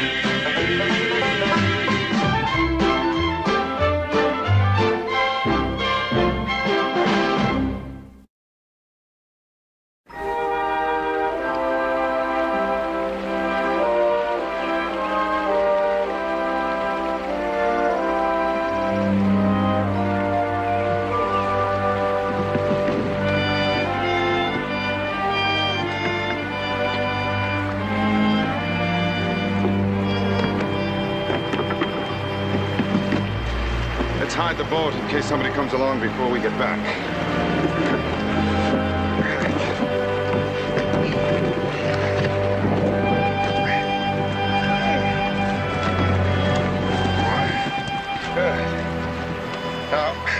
let's cover the canoe with brush.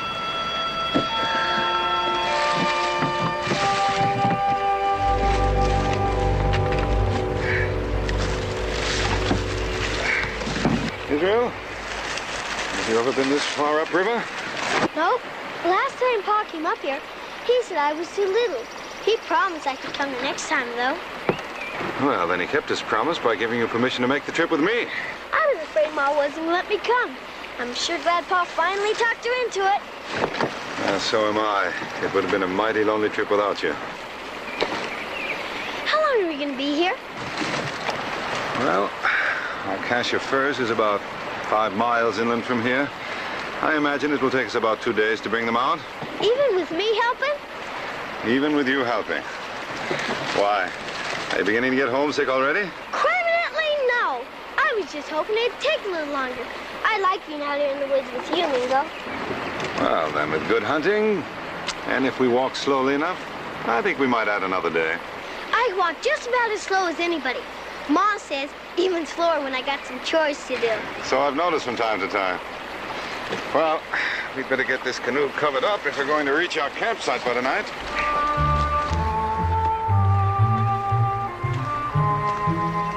Israel, I'm afraid you're setting too fast a pace for me, lad. I'm sorry, Mingo. I didn't realize I was going so fast. But then I guess you get tired easy when you get old. Yes, I'm afraid that's true. Got much further to go? Oh, not more than half a mile. Well, seeing that you're so tired, maybe it'd help if I carried your rifle or something. No, thank you, son. I think with a moment's rest I'll manage. I guess a man's got to travel a lot to know how big this country is. That's true. It's much larger than most people realize. Sun's getting pretty low. If you're rested up, we best be getting on, so we can make camp before dark. Well, I believe I can manage now. Come on.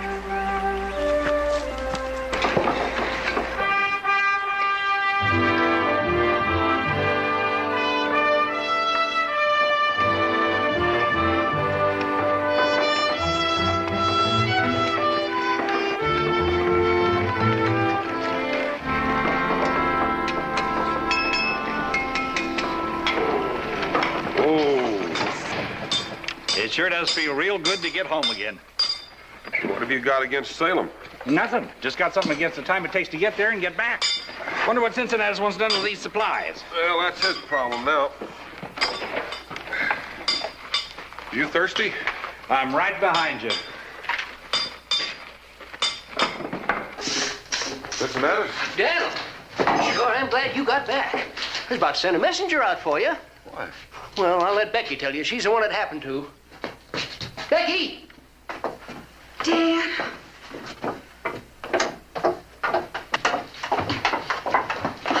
Oh, Dad, I'm so glad you're home. What happened there? What was those 4 men? It was the most terrifying experience. Now, hold on just a minute. Just sit down here, Becky, and tell me all about it. Well, it was yesterday afternoon. These men came to the door asking for food. When we refused, they forced their way in. They wrecked our cabin and stole everything we own. Well, everything they thought had any value. Did they harm you, Becky? No, not really. Mama? No. But they were so dreadful. After they left, I brought Mama here to the fort for fear they'd come back. What'd they look like? Oh, one was the most vicious-looking man I've ever seen. And he had an Indian necklace. He seemed to be their leader. What about the others? They were all about alike. All filthy. Did you hear anybody called by name? Let me think. Yes. Yes, I think the leader called one of them Coot. You think you might know him, Daniel? I know him. That's Rafe Todd and his bunch of renegade scalp hunters. What are they doing ranging this far south? That's what I'd like to know. Becky, which way'd they head when they left the cabin? Upriver. Cincinnati's put me up some food. Mama, I want you and Becky to stay here until I get back. No, Dan. Those men are desperate. And what they took isn't worth the risk of going after. That's not why I'm going, Becky. What worries me is that Israel and Mingo are camped someplace upriver. Now, Cincinnatus, what about that food? You're coming right away, Daniel. Better make that food enough for two. No reason for you to go along. No reason why I shouldn't either.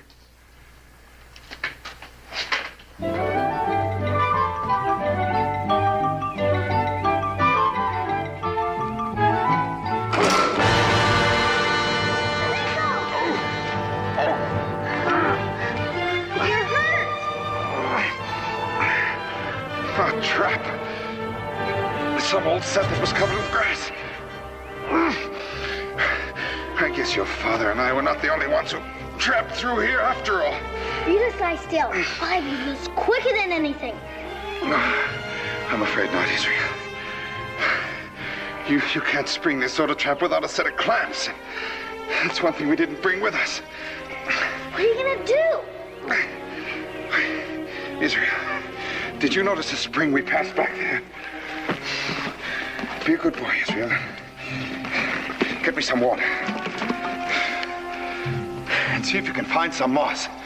Sure you'll be all right till I get back? I'll be all right. Now, be a good boy. Do as I tell you.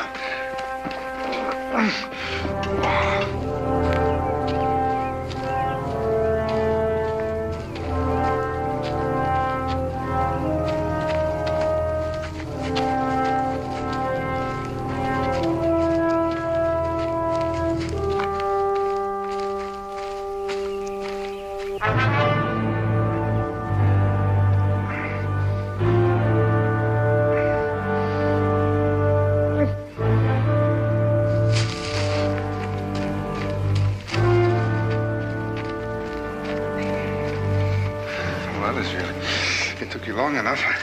I was beginning to think you managed to get lost. It took me quite a while to find the moss. Bleeding pretty bad. Hurt much? It hurts. But I think I'll live through it.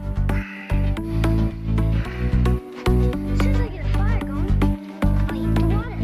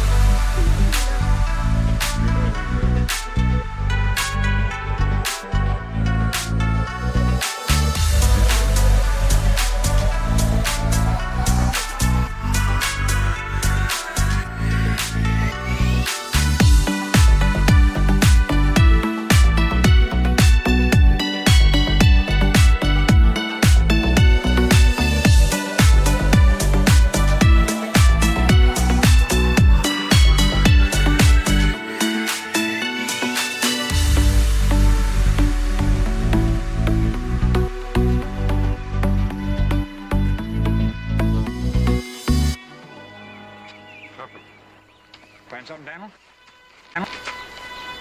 We made short camp here last night. At least long enough to eat. Ashes are cold. Stones are still warm. I figure we're no more than 8 to 10 hours behind them. Then we're gaining on them.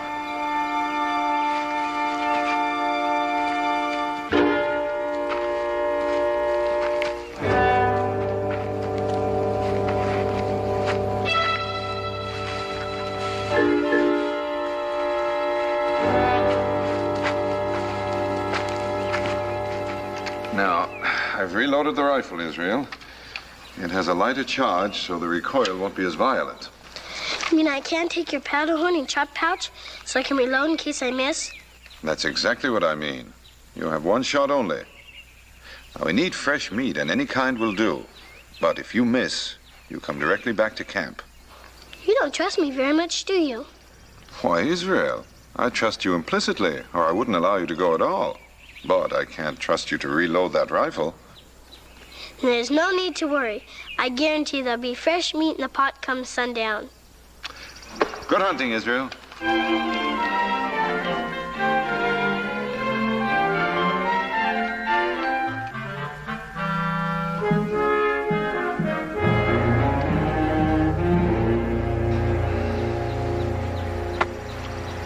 I fail to understand why we've been in such a confounded hurry. You think we've had the entire colonial militia at our heels? It ain't the militia I'm worried about. I figure Boone might be on our trail. Why should Boone follow us? You did pay for that food and those trinkets, didn't you? I've been meaning to tell you about that, Morgan. You mean to tell me you deliberately looted that house? Oh, I wouldn't exactly say that. You see, this woman was downright unreasonable. She held a gun on me. She said if I wanted supplies, I'd better go to the fort and buy them. But considering I couldn't do that, we just went in and took them. Including the jewelry that your outlaw friends are wearing. Oh, I tried to stop them. I'd done my utmost, but you know how it is. A fella sees some fancy doodads, he figures he can trade. Just naturally gonna take them. I did all I could to stop them. You fool. Don't you go calling me no names now. After all, I know the way to Fort Detroit, and you don't. I start taking a dislike to you. All I gotta do is walk away. Did you harm those women? Well, you know I wouldn't do that, Morgan. I'm not sure there's anything you wouldn't do. Well, what's done is done, can't be helped. Come on, we best be moving on.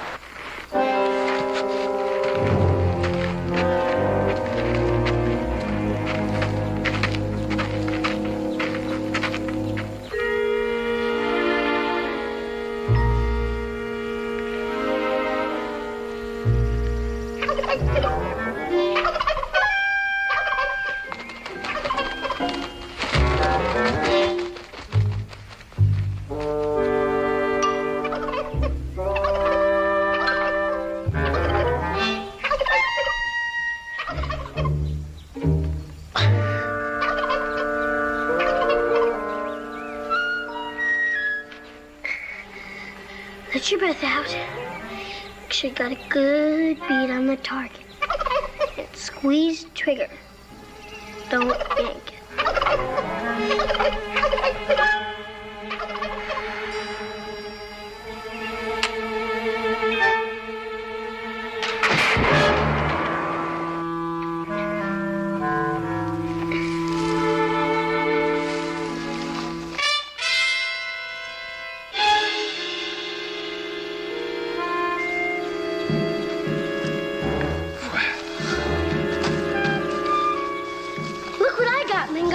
A fat old gobbler. Israel. It shot right through the head. Israel, that's fine marksmanship. I just did what Pa told me to do. Let my breath out, make sure I got a good beat on the target, then squeeze the trigger instead of jerking it. Yes, then what happened? It knocked me flat on my back. Well, the important thing is you made the shot good. I'll get that bird started cooking. And then we better change the bandage on that leg.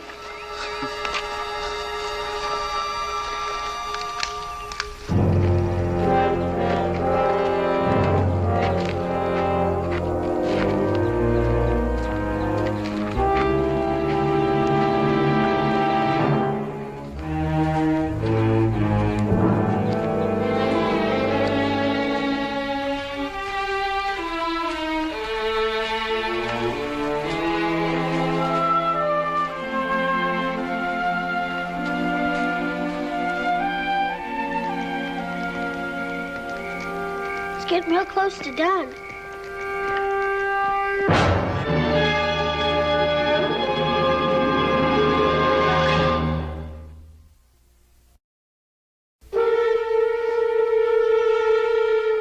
Morgan, come on in here. I got something to show you. Ain't that a sight? You know, I used to trap this country once till the Shawnee run me out. That's a bear set I made 3-4 years ago. Look what I catched. I done catch me an Injun. I see nothing amusing about an unfortunate accident. It's a good thing we stopped by. We'll have you out of this trap in a moment. Gee, mister, I'm sure glad you came. I need help real bad. Israel. Give me a hand here, Todd. What's the hurry? I'm hungry. I couldn't spring that trap all by myself. And it looked like all we could do is wait until my pa... Israel. Gee, Mingo, all I was doing is asking him for help. Who are you? And what are you doing here? Allow me to introduce myself. My name's Roger Morgan. My name's Israel. His name is... Never mind, Israel. Your friend's quite right, son. In this country, it's wise to be suspicious of strangers. It's not you I object to, Mr. Morgan. It's the friend you brought with you. That's why I call it downright unfriendly attitude. Here we are just trying to be neighborly, and you go getting hostile. And you can lay that gun aside, too. I ain't gonna give you a chance to use it, nohow.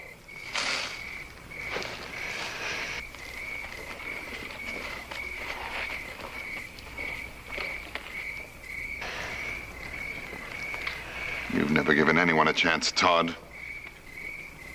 You know my name. Now, why would...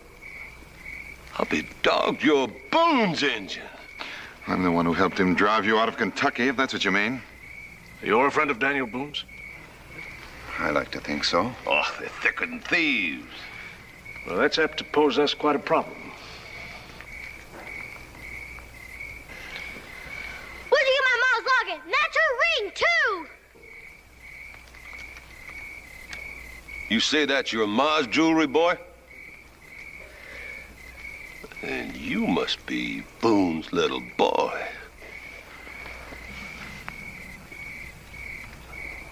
Ain't this a nice family gathering? What have you done with Mrs. Boone? I'm sure no harm's come to the lady. You give me back my mom's things. Hold on there, boy. Those doodads are all bought and paid for, legal-like. You're a liar, Todd. You've never bought or paid for anything in your life. You shut your mouth, Indian. I already owe you something. I ain't yet made up my mind how to pay you. Oh, we've traveled long and fast today without taking time to cook a proper meal. I'm sure you won't mind if we share in your repast. Be our guests. Eat!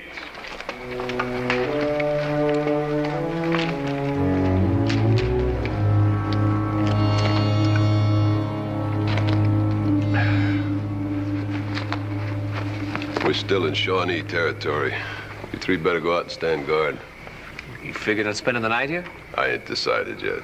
Yes, me, we better keep traveling. Nobody asked you. Now get out there and do what I said. You know, I was real nice of you to offer to share your supper with us. Sound Christian principle, Todd. Never turn a hungry man from your door. But then, of course, that would be impossible for you to understand. I, for one, am extremely grateful for the food. I regret that my companions have left so little of it for you.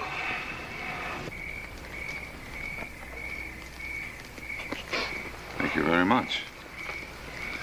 Aren't you going to help us? Mingo's hurting awful bad. Well, I'm sorry, but the circumstances being what they are, I'm afraid that's quite impossible. What circumstances? I think I can explain, Israel. You know, you're quite perceptive and well-spoken. For an Indian? My father was English. I spent some time at Oxford. Really? Well, that makes us fellow alumni, then. I attended Oxford for 2 years before. But, you were about to explain my circumstances, weren't you? It's really quite simple.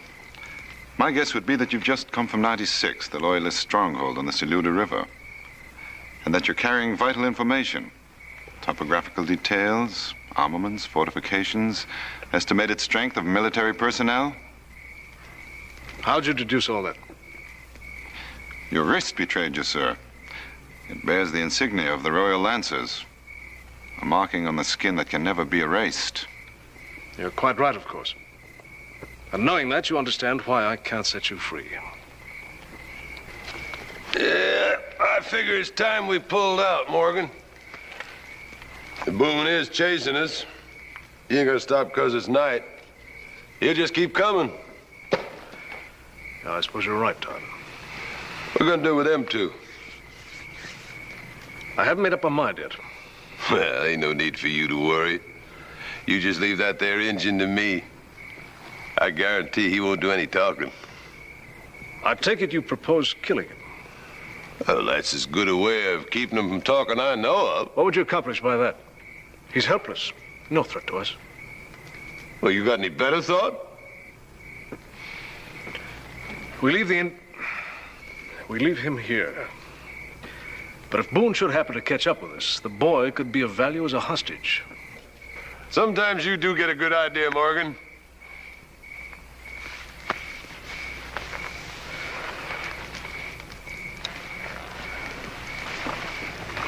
Son. Now, you understand why I have to do this, don't you? Not real good. But I ain't afraid to go with you. Because if my pa's trailing you, you're all gonna be real sorry. You talk too much, boy. Mr. Morgan, I've known this Todd for some time. He's a renegade, a scalp hunter, and the others are no better. I told you shut your mouth before, Injun. That'll do, Todd. I don't condone cold-blooded murder. I apologize for my companions. I needed a guide and an escort. These men had those qualifications, and I just didn't have any time to look any further. Well, then let me give you some advice, Mr. Morgan. Be careful when you turn your back on them, or you might never complete your mission. And why are you giving me this warning? Because I want to ask a favor of you. I have a canoe hidden near the river. Israel knows where it is. Put him in it and send him downstream. At least give the boy some kind of a chance. Don't let him sweet talk you, Morgan. That boy is our insurance for a safe trip to where we want to go. Coat! I'm afraid you're right. Now, we take the boy to Fort Detroit. He'll be released there and arrangements made for his safe return. That's the way I like to hear a man talk, Morgan.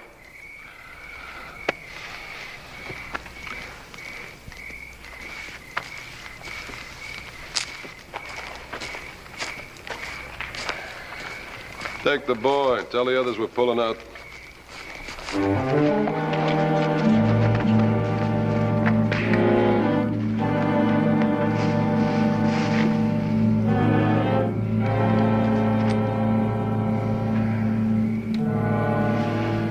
Apparently your military training no longer means anything to you.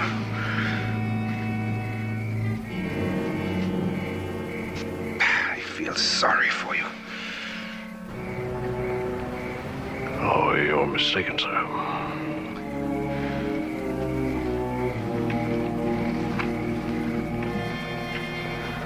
I was trained as an officer. And that entails both the giving of orders and the obedience of orders. And much as I regret the degradation of this assignment, it has been given to me, and I will obey it to the letter. I'm truly sorry. I'll be along.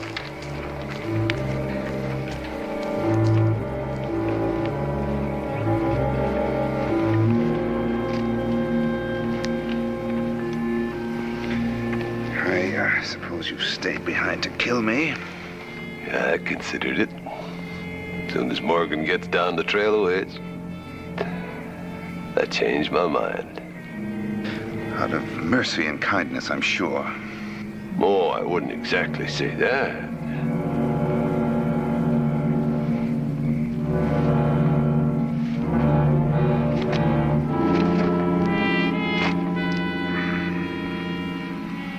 That's getting real infected, ain't it?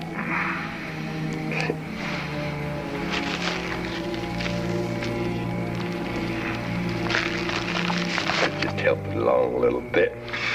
I doubt that. You know the way I figured? If you don't die, at least you're gonna lose a leg. Wouldn't that be an awful thing to happen to a half-breed engine? Are you through? Sure feels good to get back at a man, yo. And I owe you. I owe Boone, too. And I'll get back at him. 'Cause I got his kid. And I already got back at you. 'Cause all I gotta do is leave you here to rot. Sure feels good to get back at a man you owe. Todd. Yeah. I'd like to make a little suggestion. Why don't you just kill me now? I like it better my way. I wasn't suggesting it for me. I was suggesting you do it for yourself. How do you figure? Because if you don't kill me, Todd, I make you a promise. I'm going to kill you.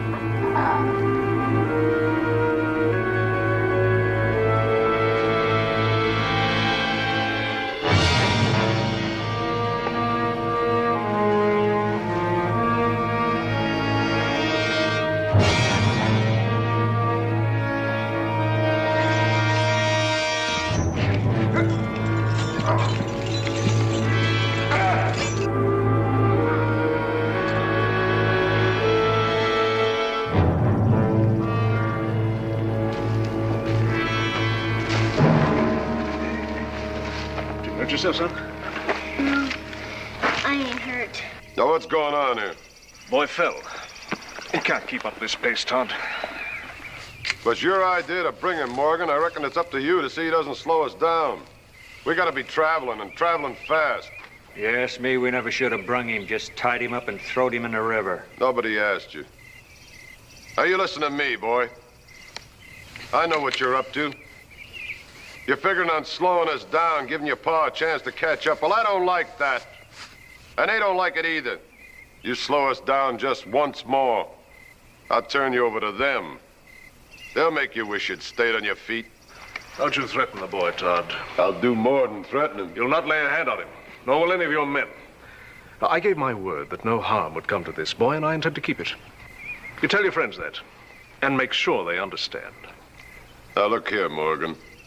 There's something you better understand.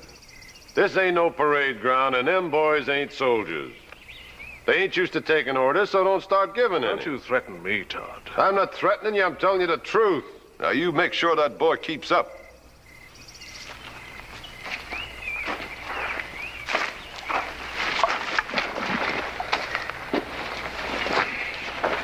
I'm sorry, son.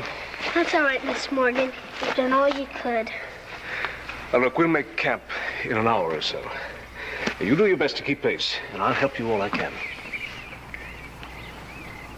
And I know what you're thinking. But it's a false hope, boy. Now you put it aside. You don't know my pa. He'll come after me. You wait and see. But come on, before they come back looking for us.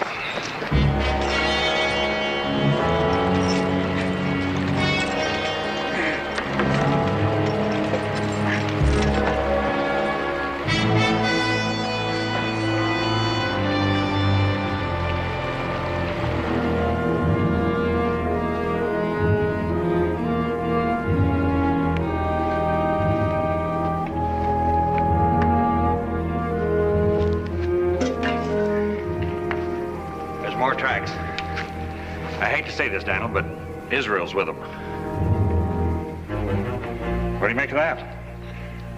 Mingo's hurt. That explains the other tracks I found, like somebody dragging something. He is. He's dragging a trap. Come on.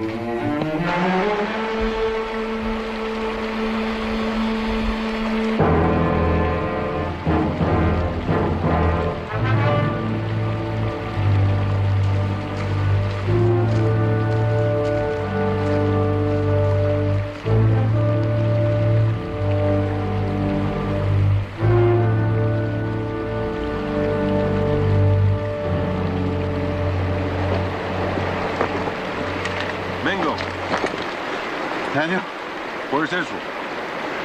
They took him. What happened to you? Never mind what happened. Let's get this bear trap off of him. Can you stand up? I'll try.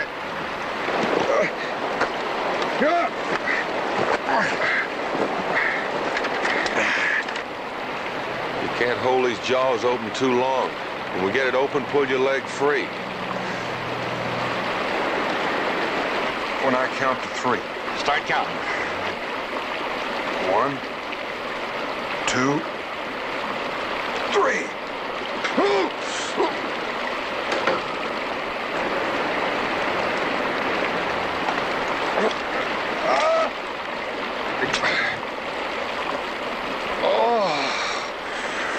Tupper, you take care of Mingo. I'm going after Israel. Right.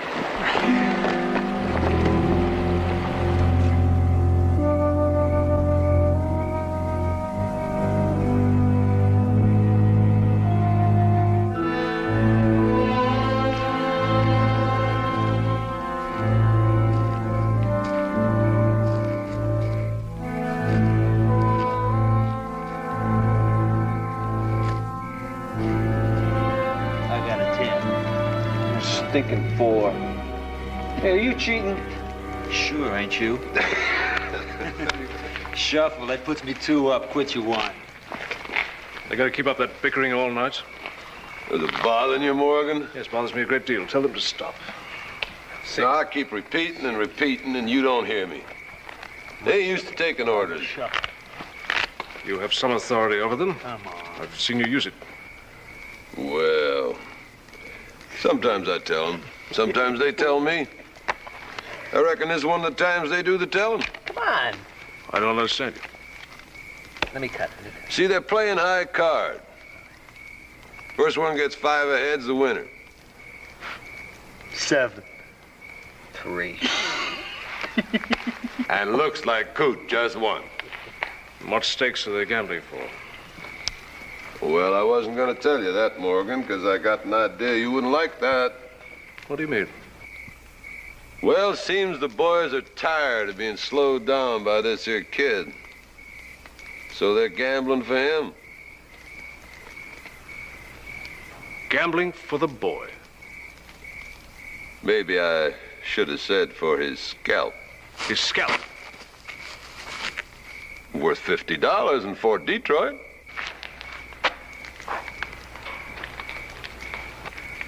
This boy is in my custody. Looks like Coot just won him. I intend to see to it that he's delivered safely to Fort Detroit. Well, I won him fair and square. You can ask Luke. No one is going to touch this boy.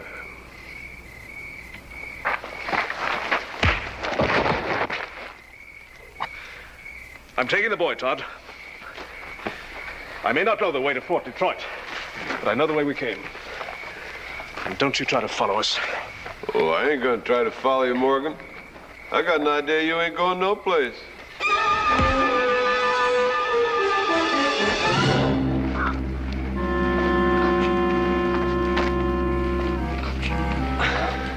Looks like you've got 2 scalps instead of 1.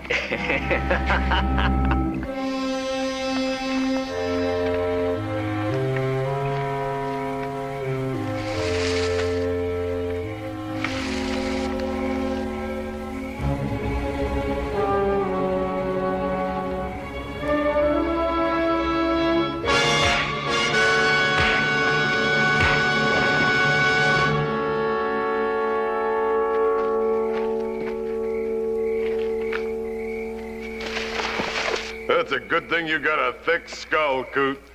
He gave you quite a clout. I reckon you'll have a headache for a day or 2. Pa! I told you he'd come. I knew he would. Out there in the bushes. Spread out in those trees. That's Boone out there. That ain't gonna do you any good. Let me see about that, son. We'll just wait your spell.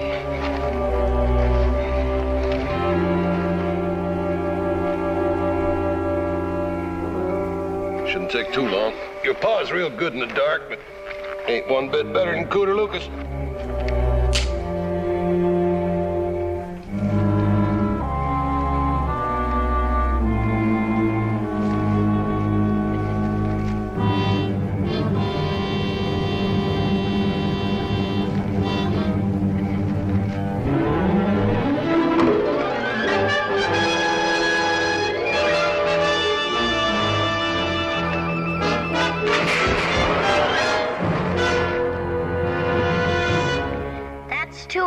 Don't be so sure. That could be your paw got down.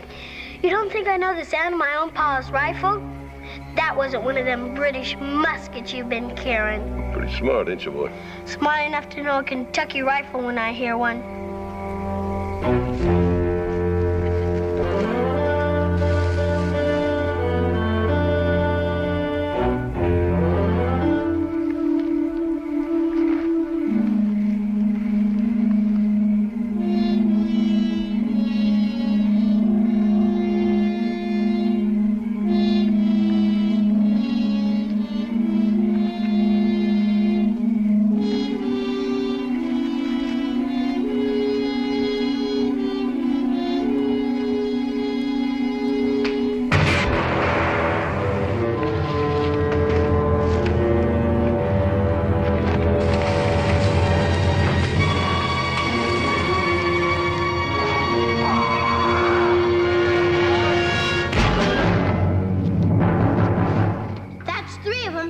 Turn's coming pretty soon. There wasn't no Kentucky rifle, boy. That wasn't my pa that yelled either. A man yelping when he's hurt sounds pretty much like any other man.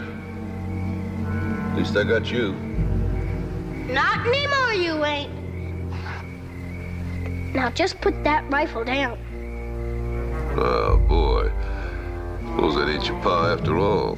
It's my pa, all right. Now put it down. That's the way you want it, boy. Satisfied? Now give me that pistol, boy, before you hurt yourself. Stay away from me. Boy, you don't want to shoot me. I'm telling you, stay away. You're a little young to start killing people. You may not want to, but I'm sure going to if you don't stop.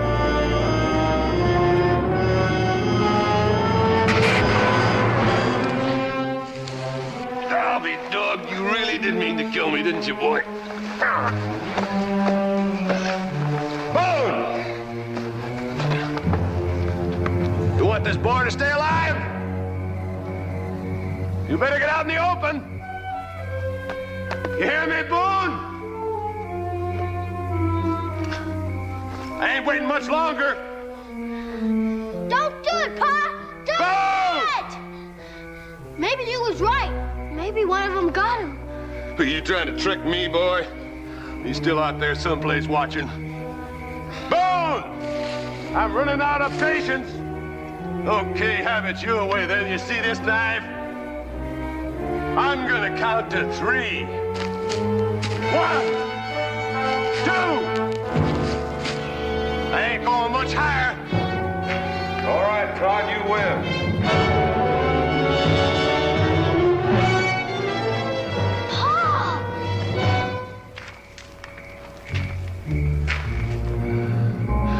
That's what I call being real sensible.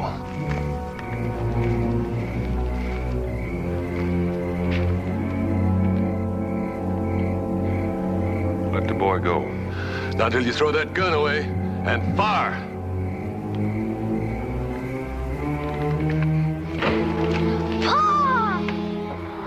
Better get out of there, boy. You're gonna get killed.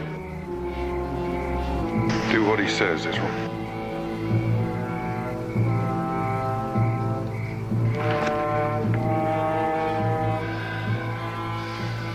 I've been looking forward to this for a long time, Boone.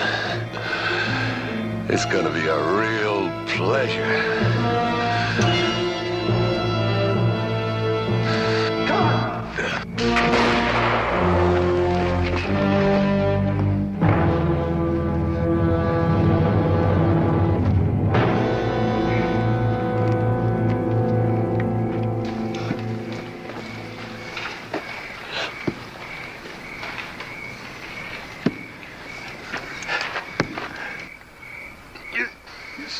I'd better kill you.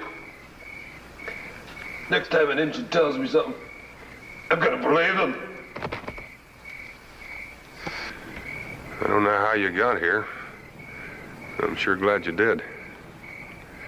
Tupper?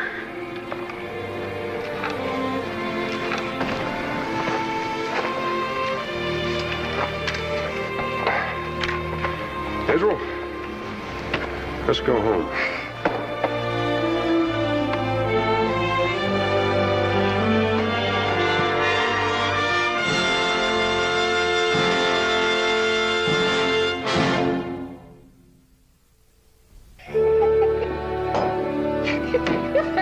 The wildest tale I ever did hear.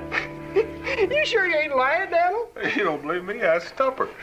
Why should I believe him? He's a bigger liar than you are. Oh, I ain't never told a lie as big as this. Ain't got that much imagination. I always thought Indians were supposed to be good in the woods. I reckon I'm going to have to change my mind now. Keep it up. Keep it up, Cincinnati.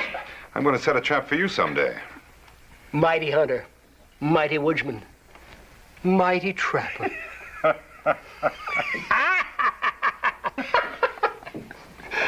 Well, I reckon that was his trouble. He trapped everything else in the woods. There's nothing left to trap. So he had to set a trap for himself. As for you, Daniel, don't you worry. There's plenty of traps for everybody. Yeah, you reckon you can get as far as the cabin on that leg? Well, I'm willing to try. Well, you better get up on your feet because Becky's got supper ready. Oh, I think I can make it. Go to it, Bingo.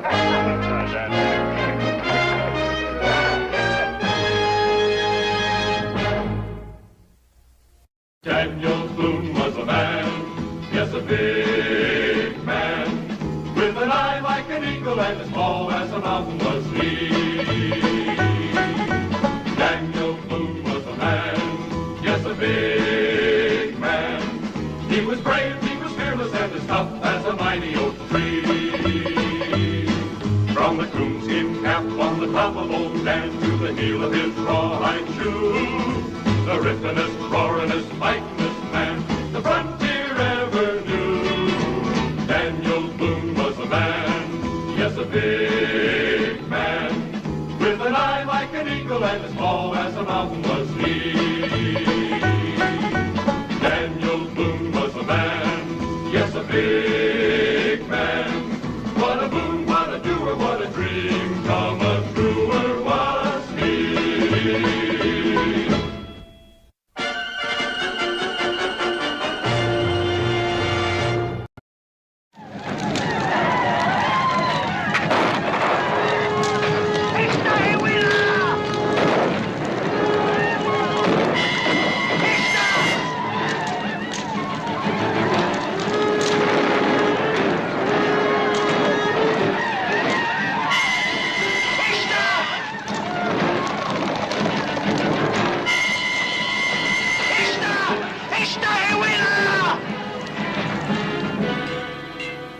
We gotta get to the fort. We ain't got a minute to lose. Now, you got plenty of blankets. In a minute. I've got to get my mince pies. Gabriel and his warriors are on the warpath, not 10, 15 miles from here, and you're worried about mince pies and turkey stuffing? But it's Thanksgiving. And the Choctaws are burning down cabins. Now, will you get a move on, woman? Mama spent the whole day gathering these hazelnuts. Well, they ain't gonna spoil. Just leave them. Mama. Now, don't you start coming in here looking for things to take along. Just stay out there. Now, we gotta head right for the fort. But I can't find Israel. No place. Well, I'm not leaving this cabin till I find Israel. Well, he might be at the fort already. Doggone the woman, he's no fool. He can hear that alarm bell just as well as us. That's it, Mama. He must be at the fort already. Well, sure he is. Now, come on, let's get started. Well, I suppose that's where he must be. Come on.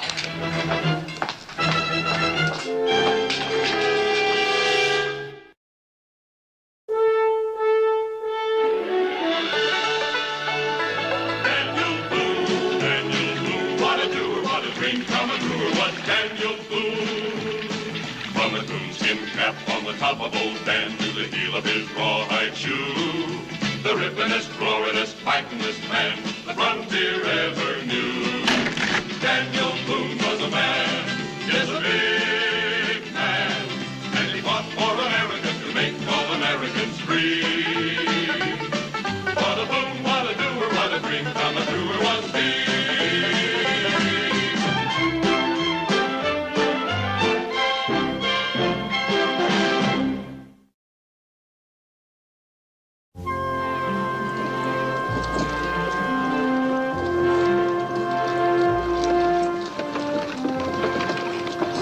Well, looks like we'll get home for Thanksgiving after all. Well, if nothing goes wrong, we'll get there with a day to spare. Yeah. Sure seems like we've been gone an awful long time. What's the matter, Jericho? Didn't you enjoy your stay in Salem? Oh, I enjoyed it for a day or two. But to tell you the truth, Mr. Boone, I don't see why people want to live in a big city like that. Well, I wondered about that myself. Then I've been called uncivilized a few times, too. Well, it's downright dangerous, for one thing. All those wagons and buggies moving around. A man could get killed just trying to walk across the street. What are my sentiments exactly? Or as you take this mountain country. Now, here it's peaceful and it's quiet.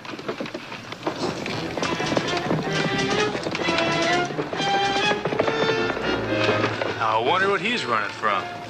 That's a good question. Whoa! Whoa! Whoa! Which way you headed?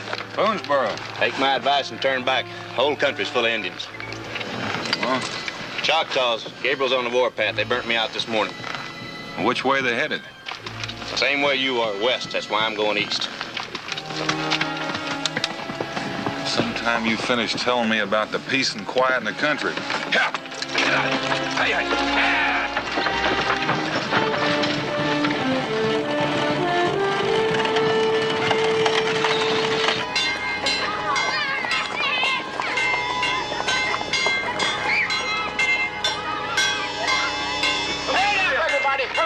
Might be out there. Go all the way back in the back there with those whites. Hurry up. Come on. Hurry.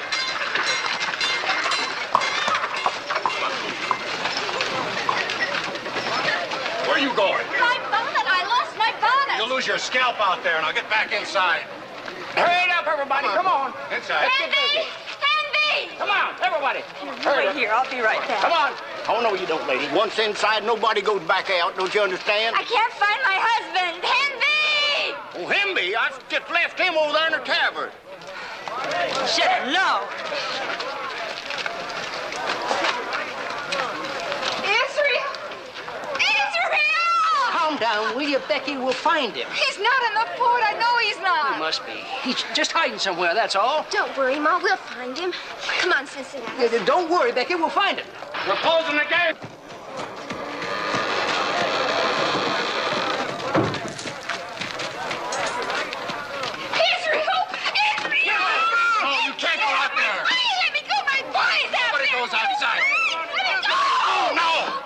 You want to do get yourself killed.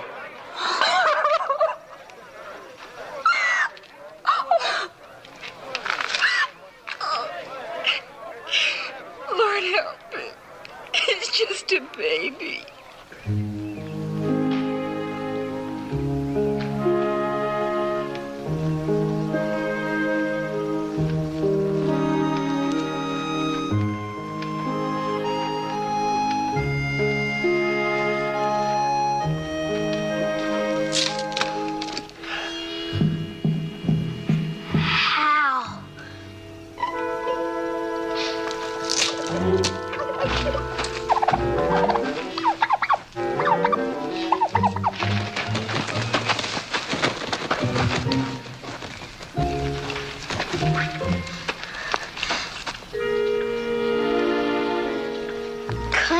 get you anyway.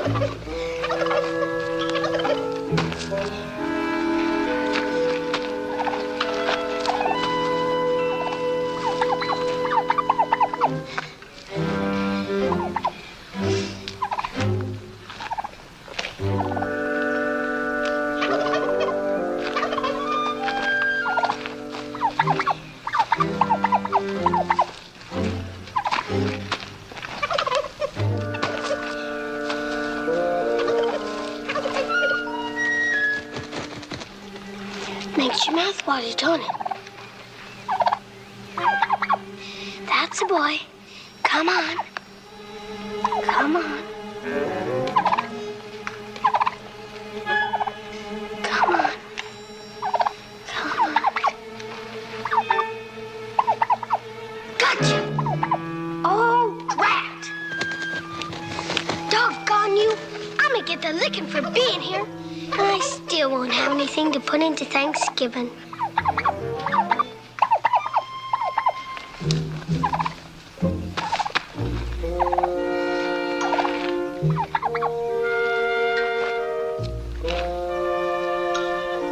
This is your last chance.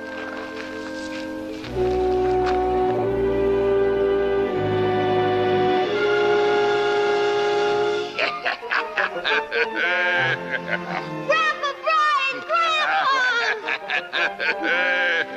I sure am glad it's you. I was scared it might be Gabriel. Huh? The angel of death? I don't know of any angel. This one's a Choctaw war chief. I've been hearing about it the fort. He's trouble. Oh, that Gabriel, eh? Well, that's a natural enough mistake, lad. Seeing I'm wearing his clothes. You mean these are Gabriel's clothes? The very same. Presented to me by himself as a token of esteem and everlasting friendship. Timothy says if there's one race in the world that's likely to whip the Indians, it's the Irish. So let there be everlasting peace between us. He said that to you? He said that. Ah, well, here I am, talking along, and I'm interrupting your hunting. Hey, Grandpa, did you bring your bag of tricks? Never traveled without my tools. Good. Then you can help me catch that turkey. Old Nahum, huh? Nahum? Aye, it's an Indian word, a gobbler. You must want him pretty bad. Thanksgiving time. Mm-hmm. Your dad must be slipping. He was a fair to middling hunter himself, as I recall. Pa ain't here right now. He went off to Salem hauling in some wagon freight. Hauling in some freight, eh? Well, you're the man in the house in his absence, huh? Well, I figured I'd get mine too. But now it looks like I figured too soon. Still up there. For all the good it does. You know, lad, I moved to give you a little advice.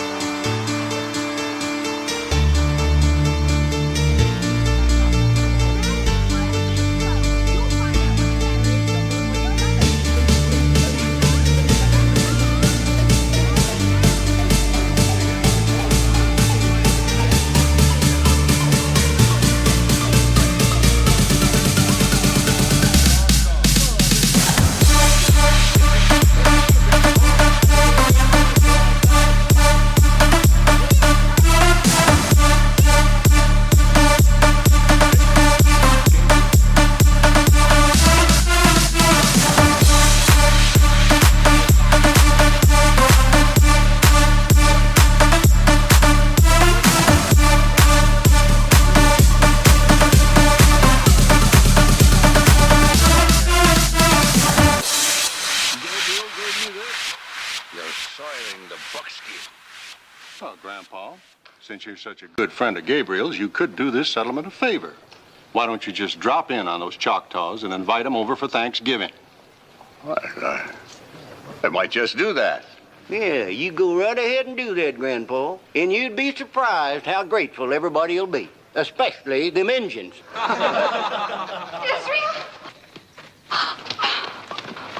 Oh, Israel, thank God. Oh, thank God. Hey, Ma!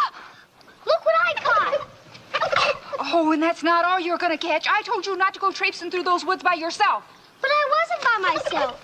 Grandpa was with me. Father! Oh, how wonderful.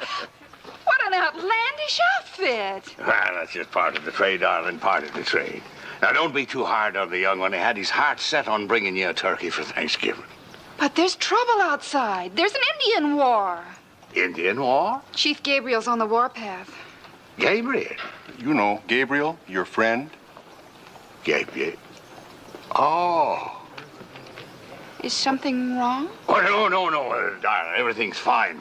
Would one of you mind the mule? I just have a need for a drop of spirits.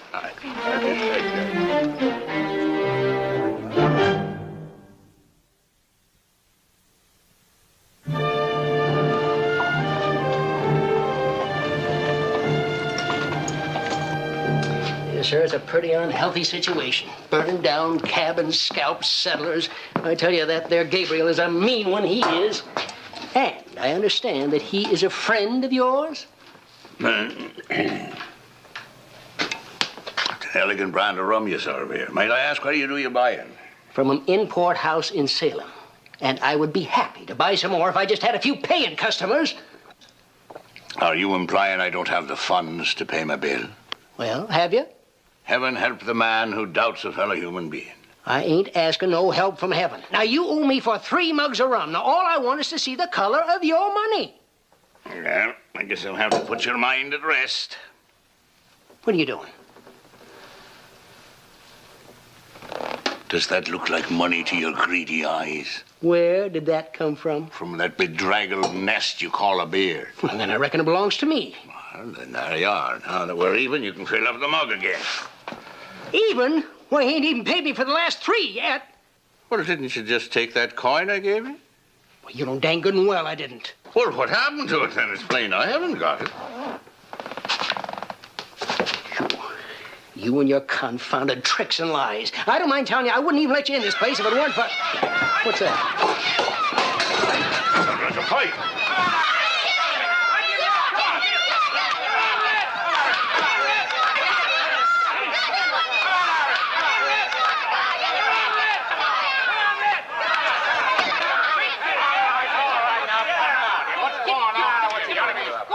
Cut it off now. All right, now the fighting's all over. Be gone, the lot of you. Get up. Go. Ought to be ashamed of yourself. Now, young fella, maybe you'd care to explain what started all this. It was what he was saying about you. Oh? And what was it he might have been saying about me? He said you was a liar. Oh, did he now? That's what my old man says. That's what everybody in town's saying about you. He says you were nothing but a fake and an old windbag. Saying Gabriel was a friend of yours and that you was gonna invite him to Thanksgiving dinner. That ain't true. Is it, Grandpa?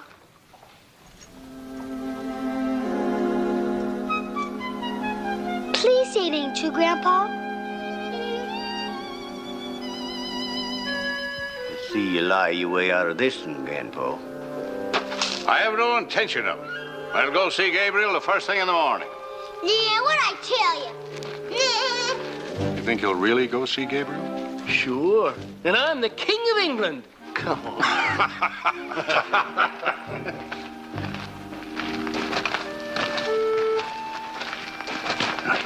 Let's get you clean, lad, before your mother finds out you've been fighting. And I'd appreciate it if you wouldn't mention the incident to your mother, eh?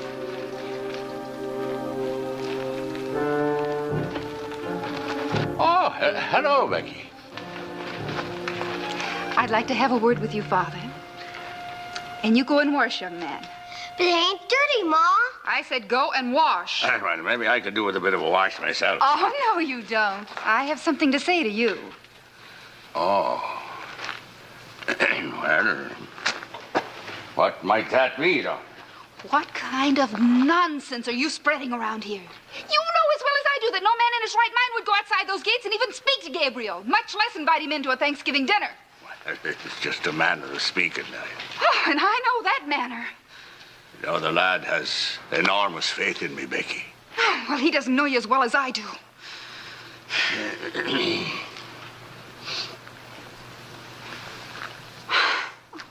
Father, I'm glad you've come. And I hope you'll stop your wandering and settle down here. But you've got to stop making a fool of yourself in front of people. And please, please stop filling that boy's head with wild tales and promises that you can't possibly keep. You did that to me when I was a child. Remember?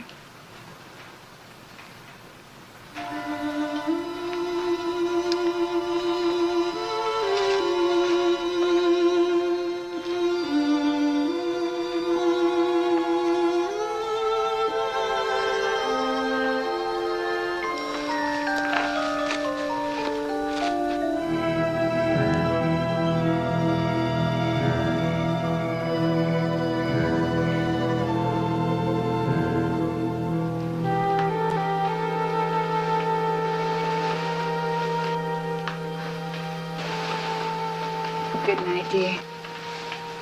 Sweet dreams. Mom? Yes, dear? You think Pa's all right with all the midgets running loose? Don't worry, honey. He'll be all right. You say that because you got a lot of faith in him, don't you? Of course I have. You want me to have faith in him, too? Well, I've always taught you that, haven't I? I know. That's why we got to talk about it. Talk about what? Having faith and trust in people. I'm not sure I understand what you mean. Well, you keep telling me and Jemima we got to have faith in our Pa. But you don't have any in yours. Why is that, Ma? I don't think you're old enough to understand, dear. I understand pretty good for my age. Yes. You understand many more things than I thought you did.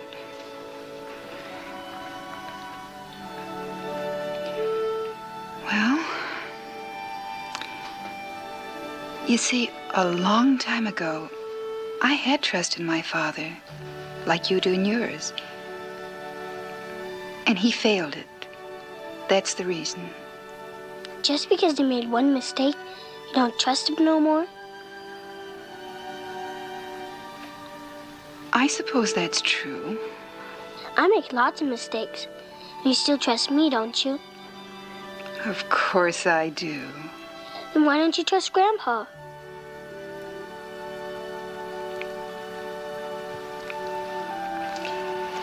Go to sleep now, darling.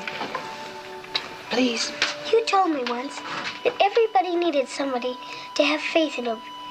So if you don't have faith in Grandpa, and he needs it, I guess I'm the one who's got to furnish it.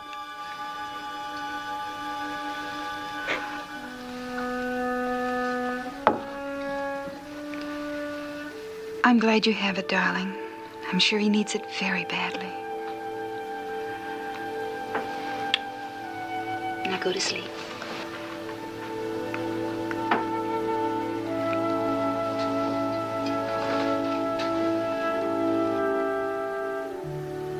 Out of the mouths of babes.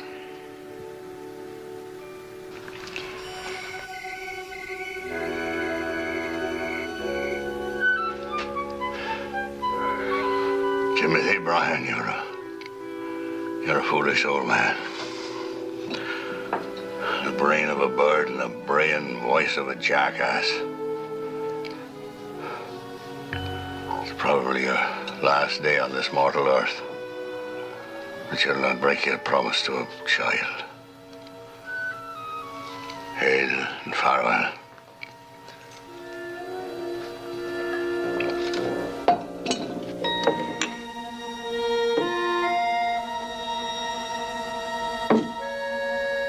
Well,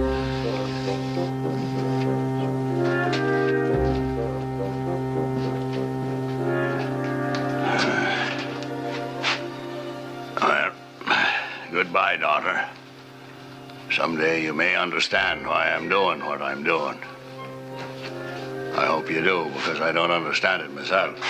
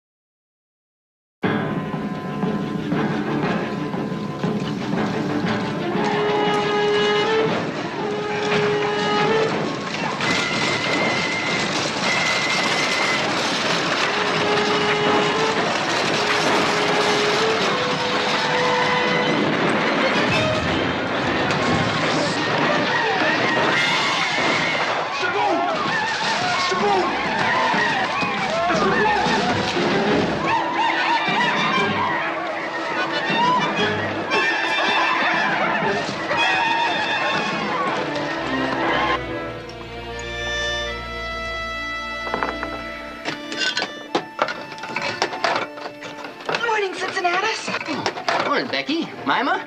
Morning. That fire feels good this morning. Yeah, especially since it's coming on wintertime. Have you seen Israel? Well, ain't he sleeping? No, his bed's empty.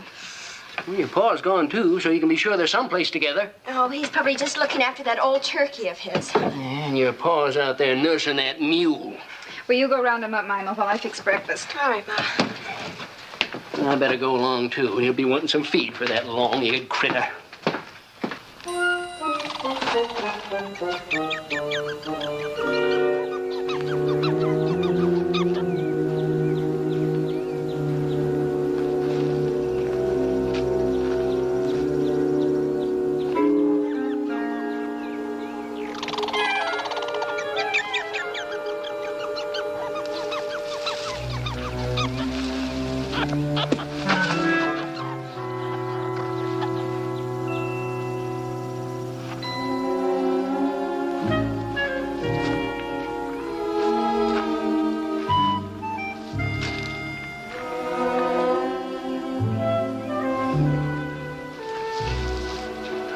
Timothy, you're a foolish man.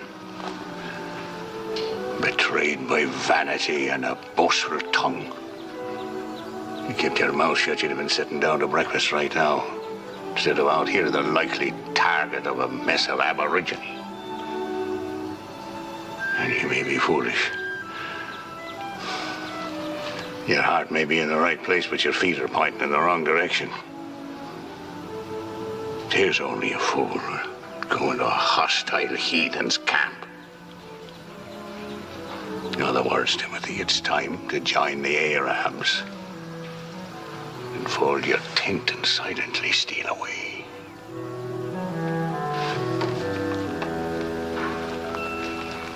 Grandpa!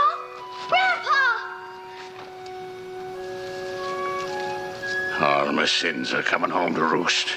Grandpa! I'm sure I'm glad you stopped to take a rest, or I never caught up with you. You forgot these, your bag of tricks. You might need them in Gabriel's camp. That's very thoughtful of you, lad, very thoughtful. That's where you're going, isn't it, Grandpa? Why, of course, lad, of course. That's where I'm going. Like I promised. Timothy Bryan never gives his word in vain. But you better go on home now, lad. This is a mission for a grown man. And contrary to some opinion, that's what your grandpa really is. So, hail and farewell. Grandpa! You're going the wrong way. Gabriel's camp is that way. Well, how do you like that? How could I make a foolish mistake like that? You know something, lad? What? In this business, a man could get killed. Let's both go home.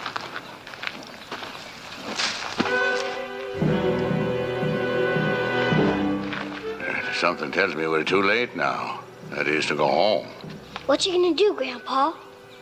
And when in doubt, you put your best foot forward. Now, you stay right here, lad.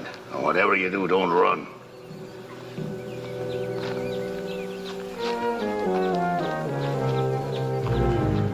Where's Gabriel? Well, come on. Can't any of you talk? Gabriel, not here. Well, where is he? I take you to him. Grandpa! Grandpa! Grandpa! Grandpa! Grandpa, do something!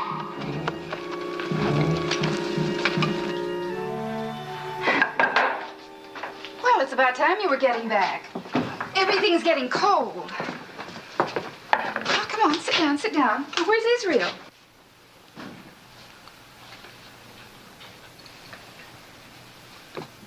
Well, We couldn't find him, Ma.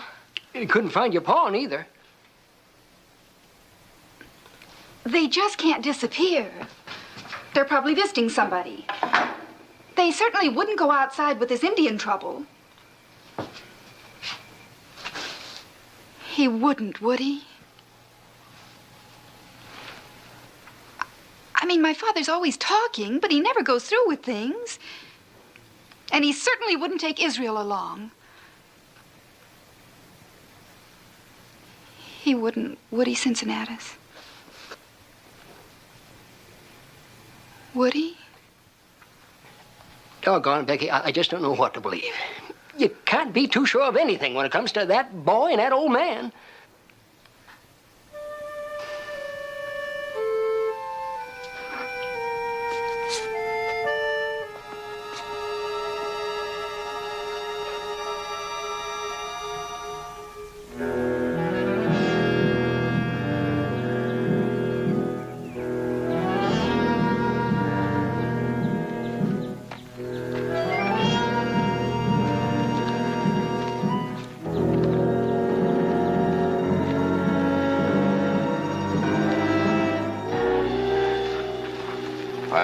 Gabriel, I've walked many a mile to find you.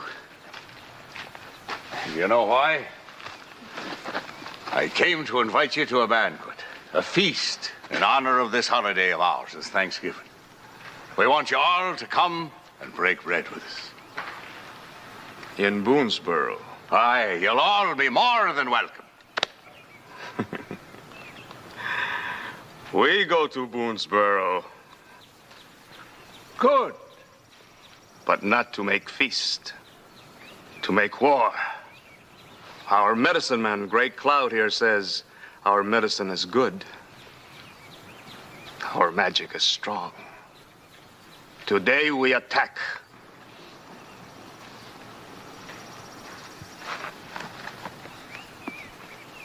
Magic, you say? You think his magic's strong? Mine is stronger. Watch.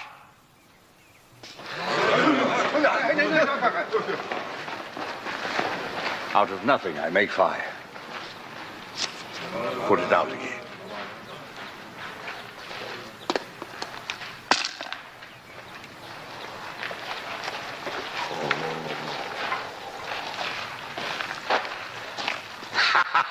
Look!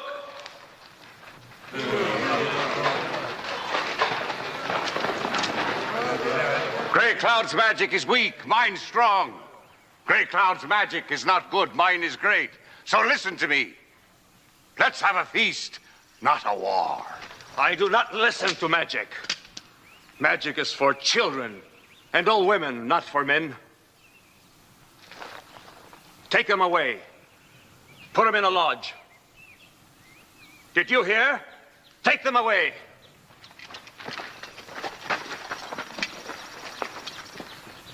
My paw got you for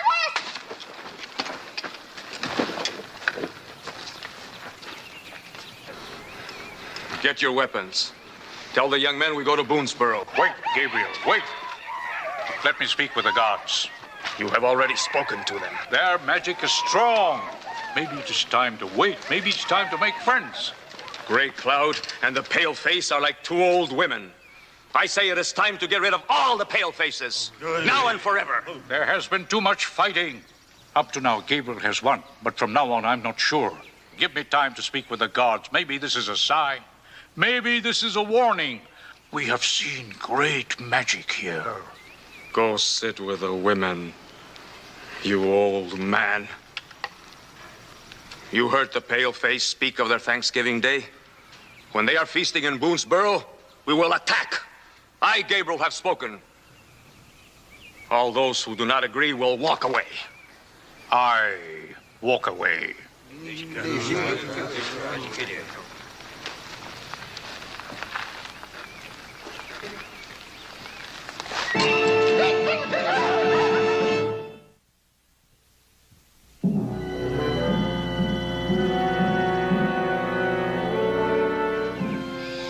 I guess Gabriel didn't think much of your magic, Grandpa.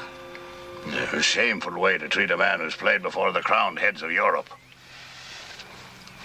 Gabriel didn't really give you those clothes, did he, Grandpa? Dad, it was a half-truth, lad. They were given to me by a man named Gabriel. Gabriel Schwartz. He owns a second-hand store in Philadelphia. Matt, it appears to me that right now would be a very good time for some marching music. Marching music? What for? Well, why not? It's as good as whistling in the dark, isn't it? I'm whistling in the dark.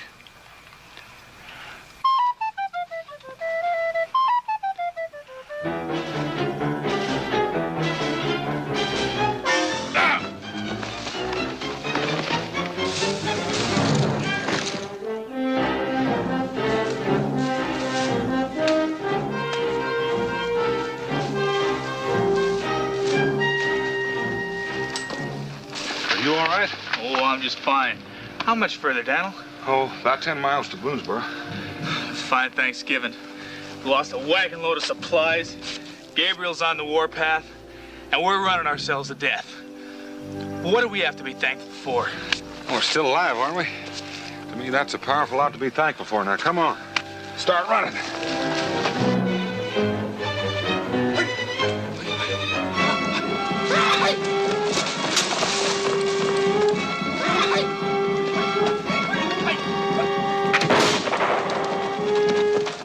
How's that for a marching song?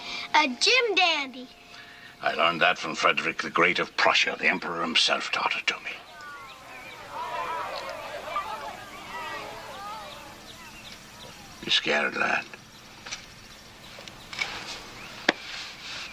Play play me an Irish tune, Grandpa. Let them Indians know we're Irish. Now, why didn't I think of that? An Irish jig. That ought to scare the moccasins off anybody.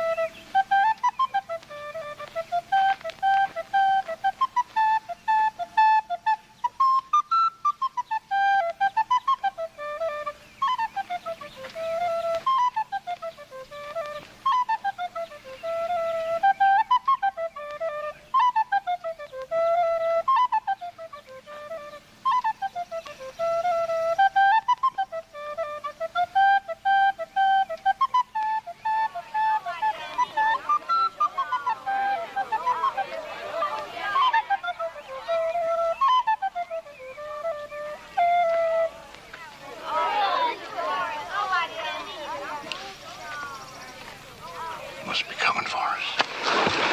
Wait. What? They're just kids and squaws, Grandpa. Well, what do you know? The power of sweet music. I've got them under a spell.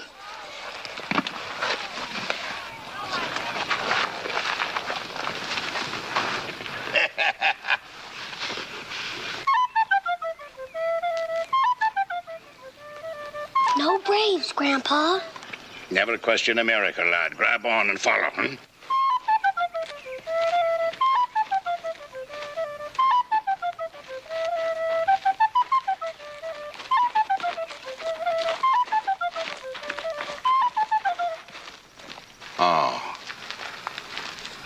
I should have known. It was all too good to be true. Here, fire stick. Make it burn. What? Let flame go up in air. Tricks, is that what you heathens want? With a man and a boy's life in the balance? Tricks? Show us fire. Go on, Grandpa. Do it. Show 'em. Huh? What the customer wants, the customer gets.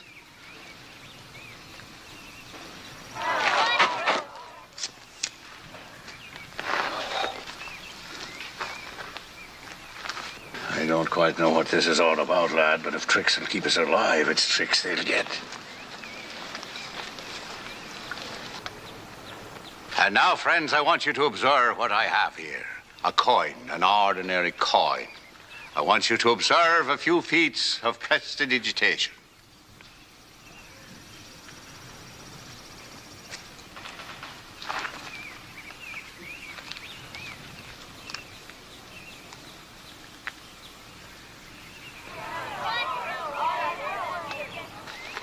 You have great magic. I, Great Cloud, medicine man of the Choctaws, tell you this. You have great magic. If only you could use magic to bring peace. Peace? What's going on here? Where is everybody? Where's Gabriel, the brave? They have gone to war. To attack Boonesboro? Blood will be spilled tonight. Songs for the dead will be sung tonight. Ma's there, and Jemima, and Cincinnatus, and maybe even Pa. No one has the magic to bring peace and stop war. That is my sorrow. The gods do not want war, they want peace. They cry for peace. Go. You are free. You and little brave. Let there be some who do not die in this war.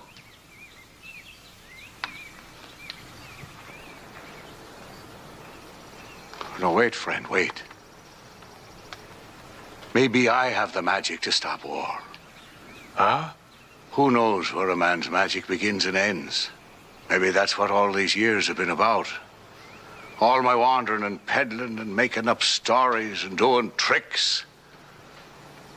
Maybe now I really have the magic. And the chance to do something really worthwhile. Who knows? Are you all right, Grandpa? I'm fine, lad. I'm better and finer than I've ever been. Will you all follow me? I'll show you an old man's magic. Greater magic than he's ever shown before. No crowned heads of Europe ever saw this magic. Will you follow? To peace. Aye, to peace. Go. We follow. Follow. Grab a hold, lad. I'm about to cover myself with glory.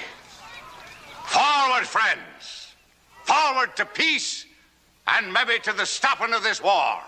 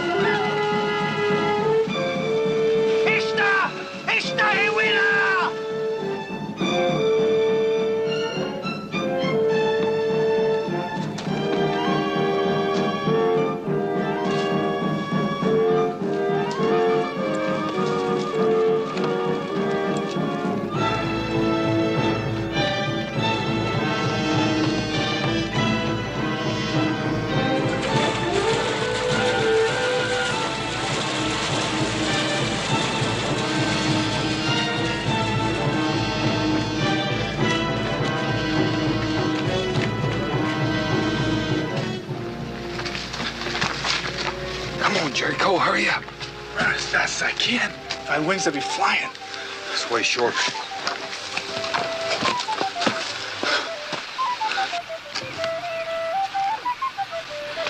Music. I must be sick, but I swear I hear music. Well, there's your music. Gabriel's still after us. Come on.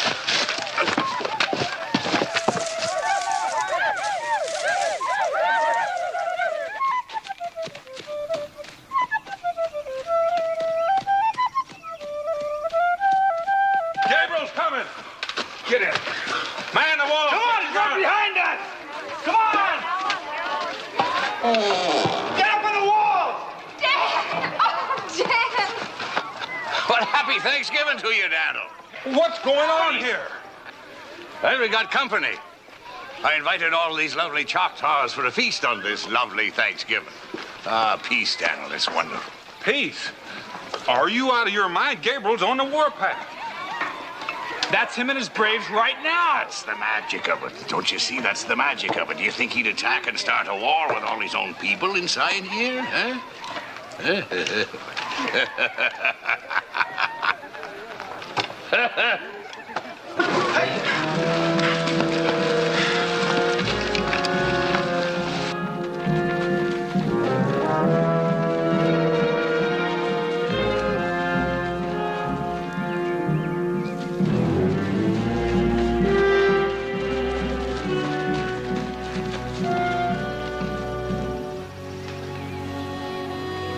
They are our people. And my children are with them. And my woman. Right, everybody's family's in there. It's a grand occasion. Will Gabriel attack us while your people are our guests? Will you spill the blood of your own family? You captured them. No, Gabriel. What do you tell them, Tim? This is your doing. Well, they've come as guests to a feast, Gabriel. A feast of peace and goodwill. The women and children don't want war, they want friendship. That's why they've come. How will Gabriel come? Oh, it's a trick! What, trick or magic? What's the difference so long as it ends a war? What do you say, Gabriel? Will you sit down to a Thanksgiving feast with us? Will you bury that war club? You don't want to attack your people and your friends.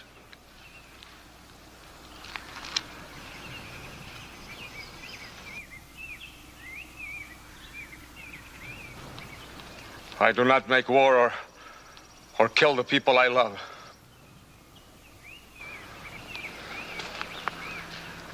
We'll feast at your table.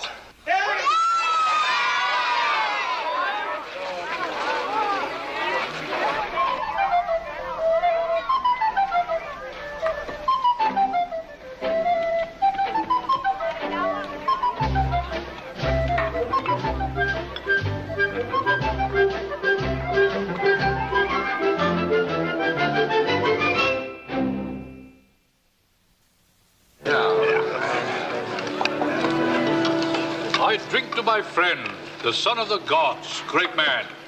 Sure he is. With very great magic. It's only a gift, brother. It's only a gift. Well, it's a gift worth having on this Thanksgiving Day. Here we are enjoying ourselves instead of fighting. And it all planned this way, didn't you, Tim? No, well, I can't say as I can take all the credit for it. I figure somebody else might have done a little planning, too.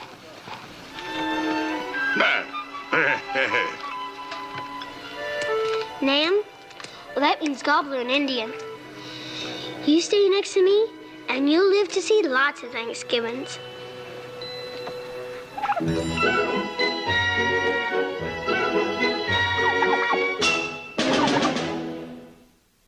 Daniel Boone was a man, yes, a big man, with an eye like an eagle and as tall as a mountain was he.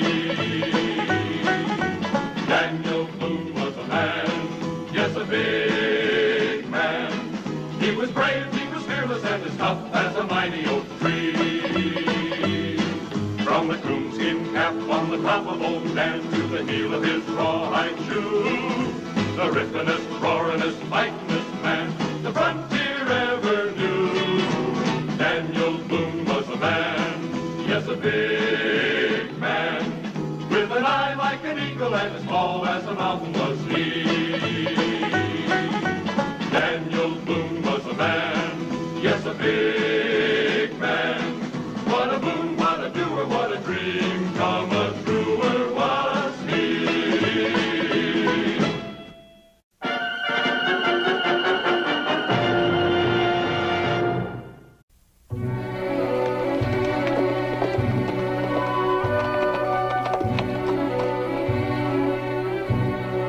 Hello, the guard! Open the gate! Captain Grant, Continental Army.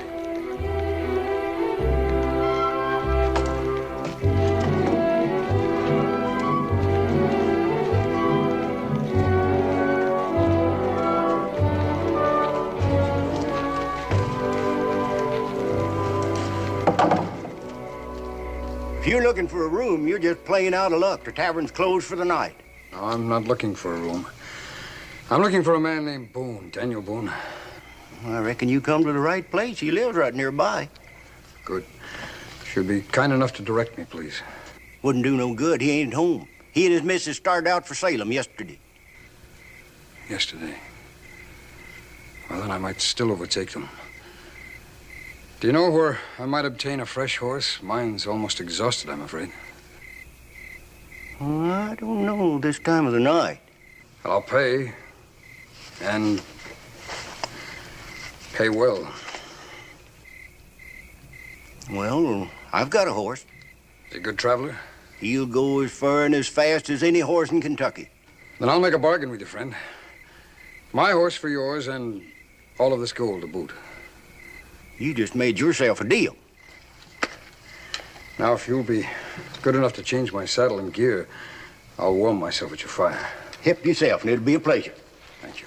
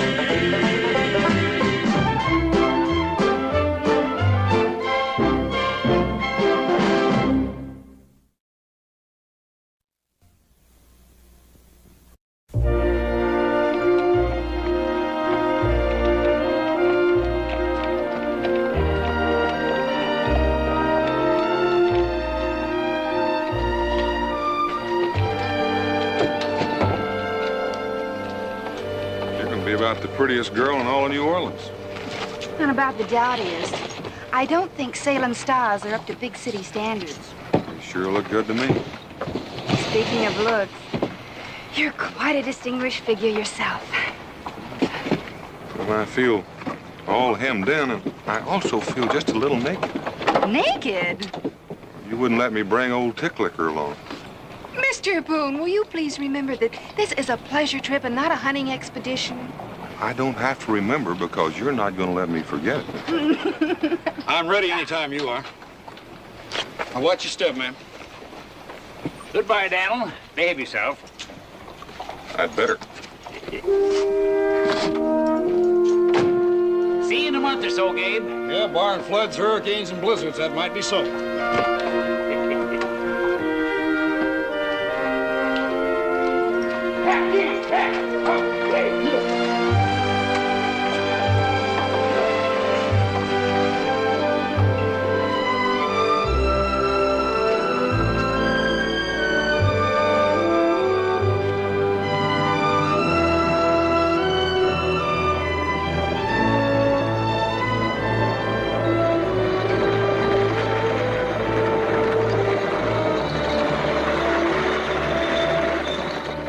I don't believe it.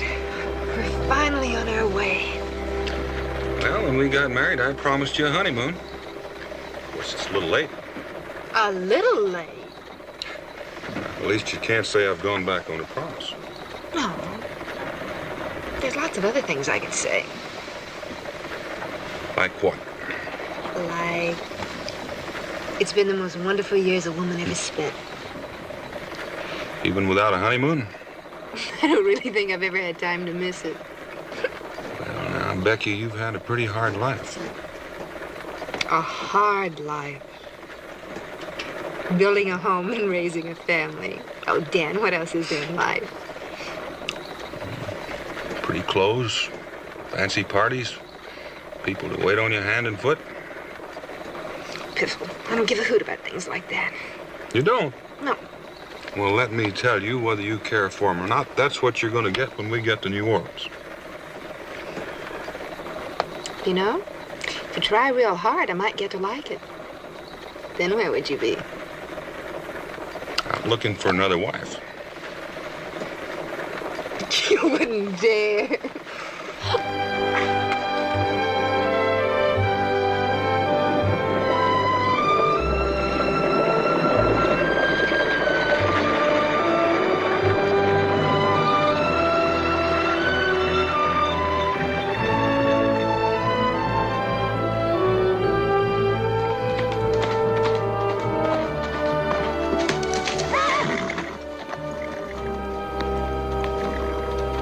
Step right in, sir, and refresh yourself. You look as though you need it.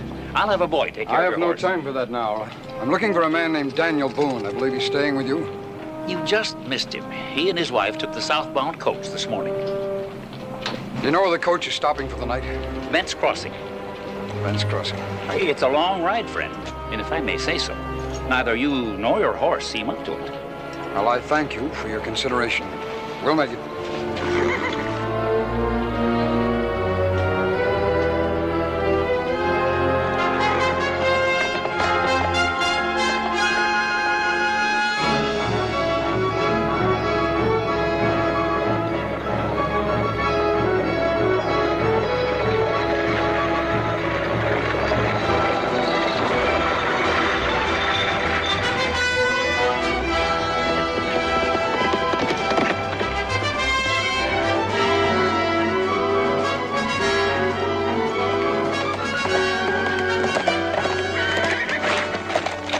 Step down, gentlemen, and refresh yourselves. I'll have a boy. Have you seen a horseman pass by here within the hour? That I did, but not within the hour. I'd make it closer to a half or less. Seemed in a hurry, he did. Which way did he go? Southward toward Bent's Crossing, trying to catch up with Daniel Boone. Thank you.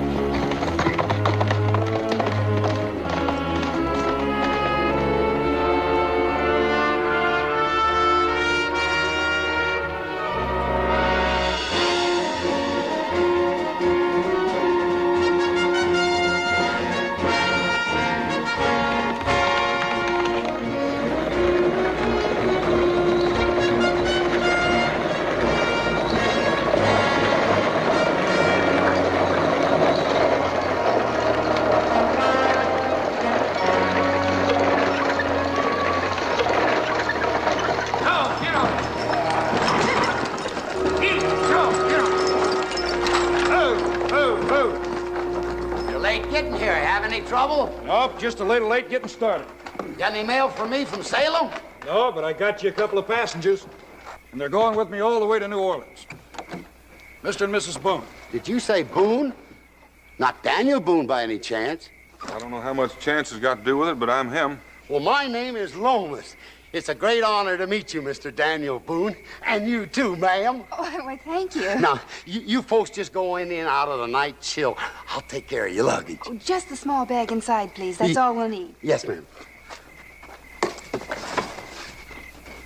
Friendly fella, isn't it? Oh, that sort of friendliness can be dangerous. I think you broke my hand.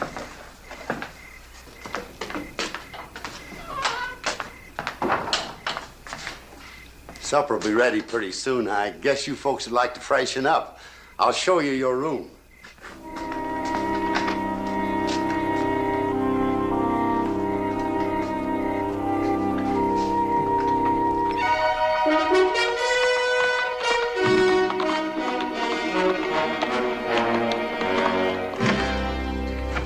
It don't look very fancy, but I'm sure you'll find it comfortable. I'm sure we will. If you want anything, you let me know. I'll call you when the table's set. Thank you. Oh, all I want is a good night's sleep. Are you tired? Aren't you? No. But given a choice, I'd rather walk than ride in that coach. But not in these boots.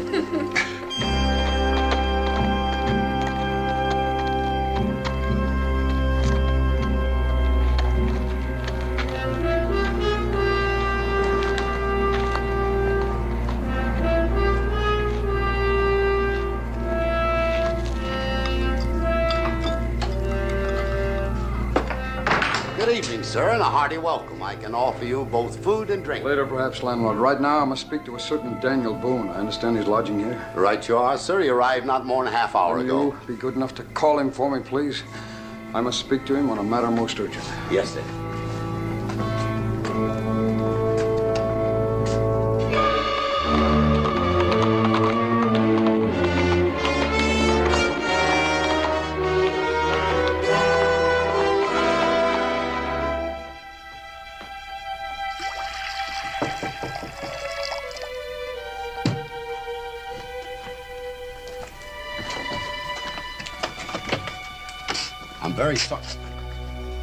I'm very sorry to disturb you, Mr. Boone, but there's a gentleman in the dining room. He says it's very urgent that he speaks to you right away. Did he leave his name? No, sir, and I forgot to ask him. Tell him I'll be right there. Yes, sir.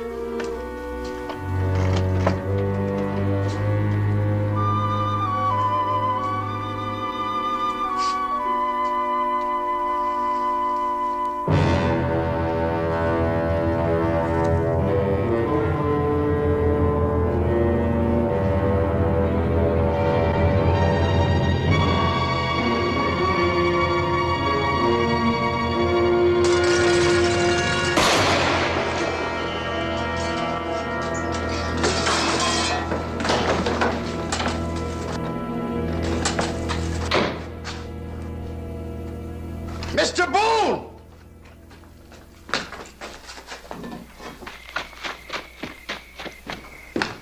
It's the man to see you, Mr. Boone.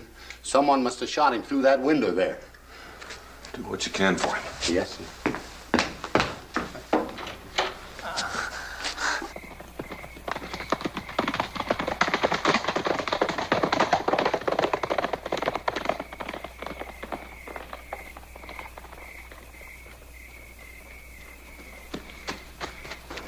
There were two of them, Mr. Boone. I was just coming from the stable when I heard the shots. Well, it doesn't matter. They got away.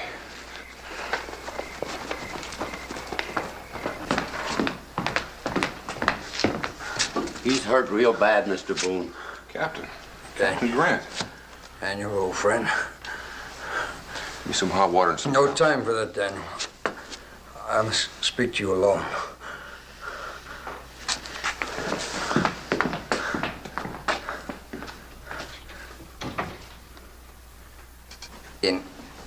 Inside pocket of my coat.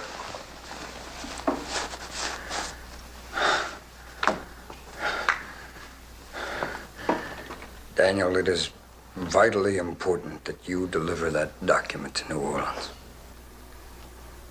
All right, Captain. The man that document is intended for will contact you. How will I know him? By a code phrase. He will say these exact words to you, Daniel. You are Mr. Daniel Boone of Boonesboro, Owsley County, Kentucky. Those exact words, Daniel. I'll remember. Then Godspeed, old friend. Daniel, guard the document well, for they will surely try to kill you for it. Just as they have killed.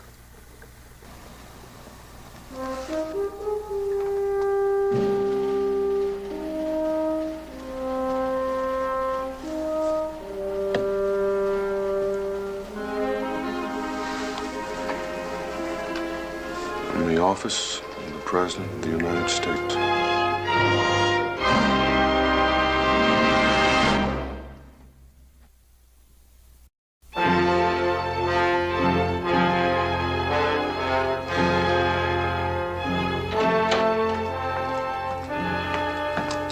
Your friend won't need this anymore. I thought you might in case you're unarmed.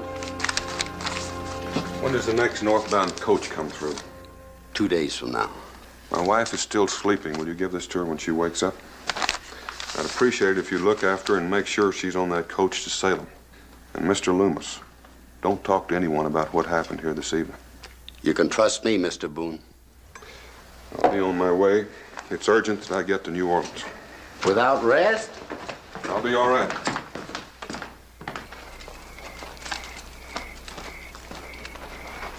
I saddled your fresh horse, Mr. Boone. That one your friend was riding was about done in. I'm obliged to you. How much do I owe you for him? You don't owe me anything, Mr. Boone. You can return him on your way home. And I'm doubly obliged to you. Good luck on your journey. Thank you.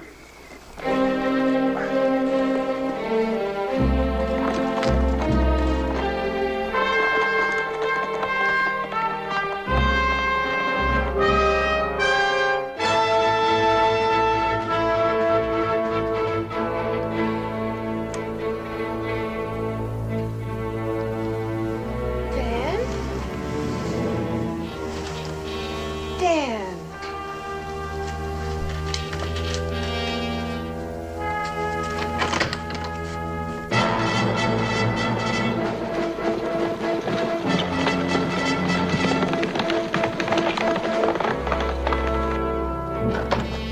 Mrs. Boone. Oh, Mr. Loomis, where's Mr. Boone? Well, it's like this, ma'am. Mr. Boone had to leave. Had to leave? Yes, ma'am. He said to give you this. Thank you. Dear Becky, I don't like leaving you alone, but I have to get to New Orleans in a hurry. I can't tell you any more except I couldn't take you with me. I've left money and instructions with Mr. Loomis to see that you get safely back to Salem. Wait for me there. Love, Dan. I simply don't understand this. It's not like Dan to just up and leave without some explanation. Well, all I know, a man rode in asking for your husband and gave him some sort of a message. A man? What man, and where is he now? Captain Grant. He's gone now.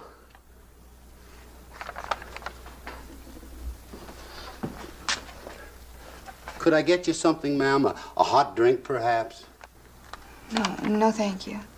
The coach for Salem don't leave for 2 days. I reckon you're going to have to stay on here till then, ma'am. Nonsense. I'm not going back to Salem. I started for New Orleans, and that's where I'm going. Well, Mr. Boone said... I'm sure my husband did what he thought was best, but I don't happen to agree with him. By the way, did he say where he'd be staying in New Orleans? I didn't mean to listen in, ma'am, but I think I heard the other gentleman mention the Hotel Imperial. Hotel Imperial. Thank you. You will see that I'm awakened in time to catch the coach in the morning. Yes, ma'am.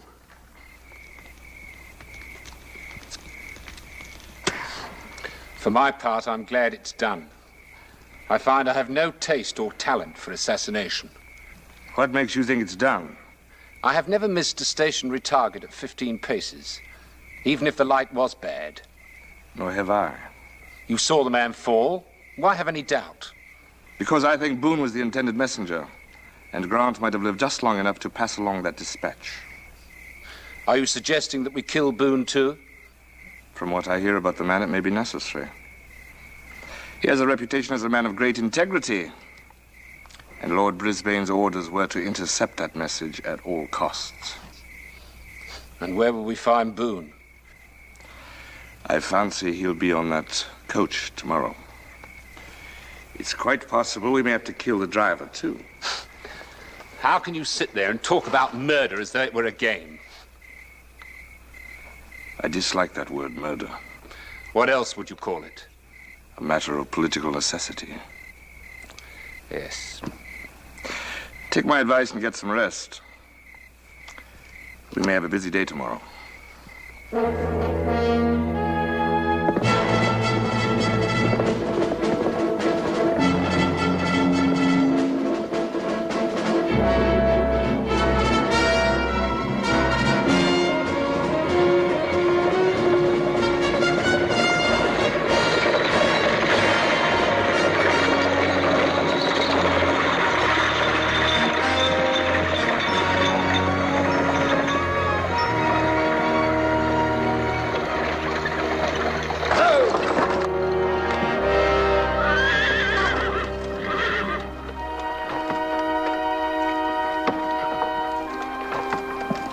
Driver, is something wrong?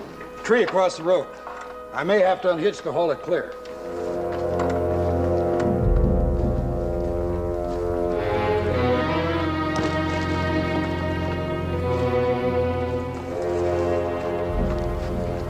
Sorry to inconvenience you, friend, but we had to find a way to stop the coach. Well, now that you've stopped it, what do you intend to do about it? Allow me to introduce myself. My name is Tyler, High Sheriff of Suffolk County. We have information you have a criminal aboard. Well, I don't know what your source of information is, but I suggest you get another. The only passenger I have is a female, and she's not a criminal. She's a very respectable woman, married to a very respectable man by the name of Daniel Boone. Now, if you two would give me a hand with this tree, I may make it to New Orleans before snowfall. We'd be happy to. I assume that Mrs. Boone will be going through to New Orleans? Yep. Then, perhaps she'd like some company. Frankly, I'm getting tired of sitting in that saddle. I suggest we carry on by coach. I have no objections. I'm as tired of straddling that horse as you. Well, then it's decided. Get the horse's stone. I'll pay my respects to the lady.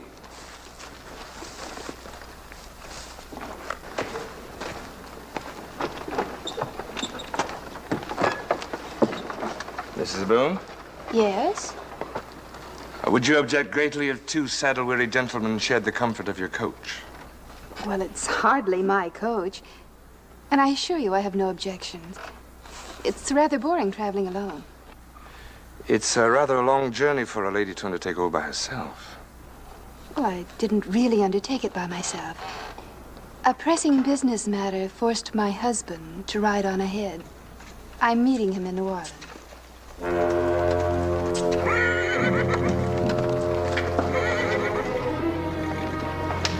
If you'll excuse me, ma'am, I'll make sure my horse is tied to lead.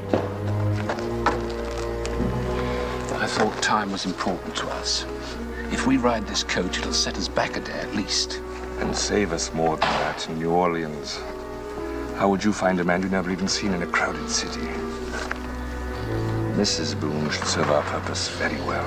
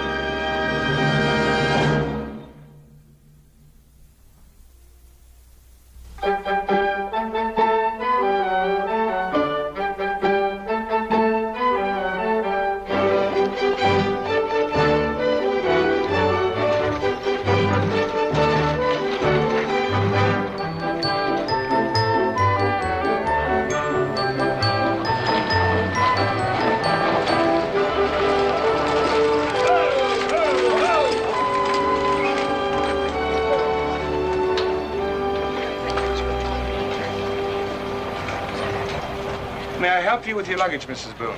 Oh, would you mind waiting a moment, Mr. Tyler, till I see if my husband's here? It's possible he couldn't get accommodation. Are you just staying here, or are you going on to the coach stop? We'll be going on, driver, just as soon as we made sure that Mrs. Boone has found her husband. If he's here, she won't have much trouble finding him. And what do you mean by that? Why, his size. He's the only man I ever knew that was big enough to hunt bear with a willow switch.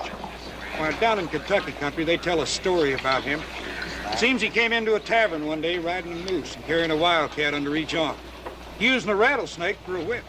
If you don't mind, sir, I'll listen to your story later. Right now, I think I'll see that Mrs. Boone is all right. Now, actually, I never believed that story. I mean, I never heard of no rattlesnakes in that country. I always figured that whip had to be a copperhead or a cottonmouth moccasin. You'll excuse me for a moment? If it don't take too long.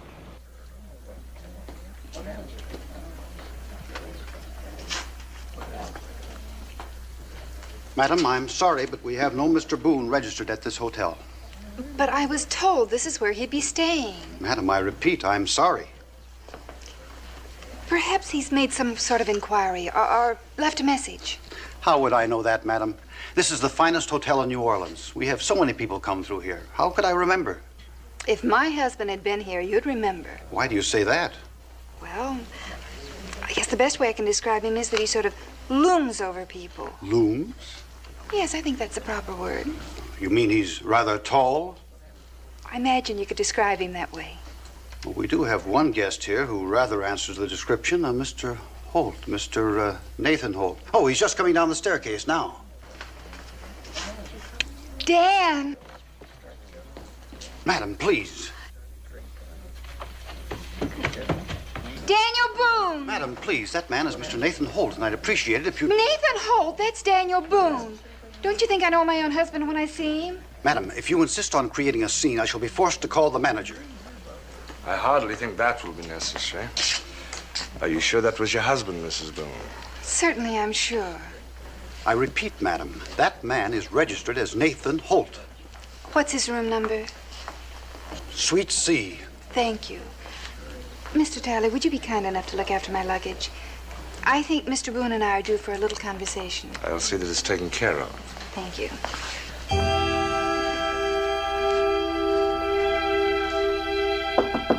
Dan?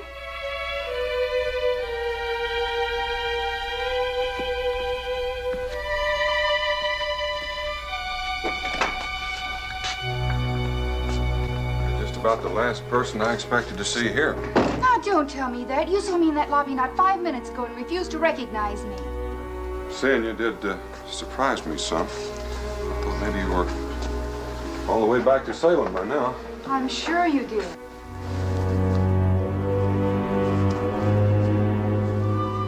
Well? Are you going to tell me what this is all about, or do I have to pry it out of you? To tell you the truth, you know as much about this as I do. All I know is I wish you hadn't have come. Well, that's a fine thing to say. I thought this was to be our honeymoon. Well, I thought so too until Captain Grant caught up with me at the Copper Kettle Inn. What did he want? He gave me a message to deliver. What sort of message? I don't know that either, except that it's from the President of the United States. Who were you to deliver it to? Well, I'm still waiting to find out. Becky, won't you please go back home and let me work this out, whatever way it has to go? You're in trouble, Dan, aren't you? And in danger, too. Well, that may be possible. One man's been killed already, Captain Grant. That's why you can't stay. I haven't the slightest intention of leaving, not till you leave with me. Don't you see, I can't let you stay. Your life may be in jeopardy, too. Well, it won't be the first time I've been in danger, and I have my very serious doubts if it'll be the last time. So whether it's Mrs. Daniel Boone or Mrs. Nathan Holt, I'm staying right here. Well, about all I can hope for is to get this business over with as soon as possible. And in the meantime, we can try to have as much fun as we can.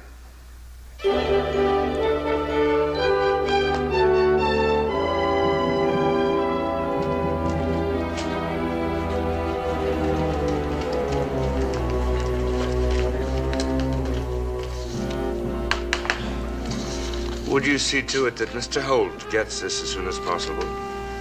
I'll see to it myself, sir. Do you expect an answer, sir? Not right away.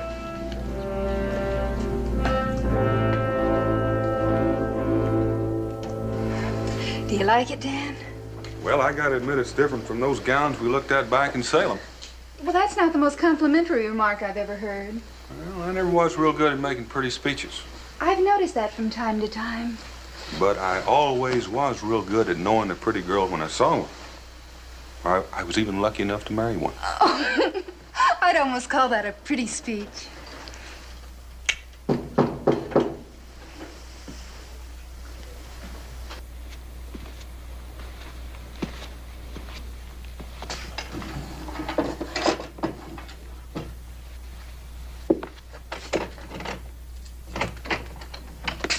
Mr. Holt, a gentleman just gave this to me for delivery.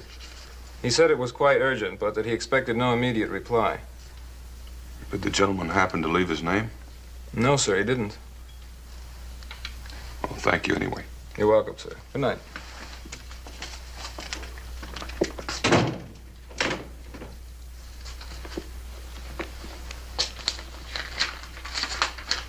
What is it, Dan?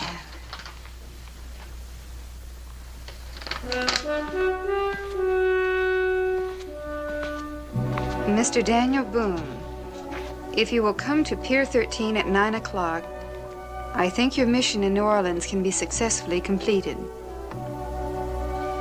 Looks like that party we were planning may come off a little late. You're going? I don't have much choice. One man's already been killed. This could be a trick. Well, that's a chance looks like I'm gonna have to take. I'll give you 2 hours. And if you're not back here by then, I'm gonna come looking for you. Becky, no. You stay here and keep the door closed. You hang on to this. No, you may need it. Well, you may need it more than I do. And I want to make sure that you're here when I come back.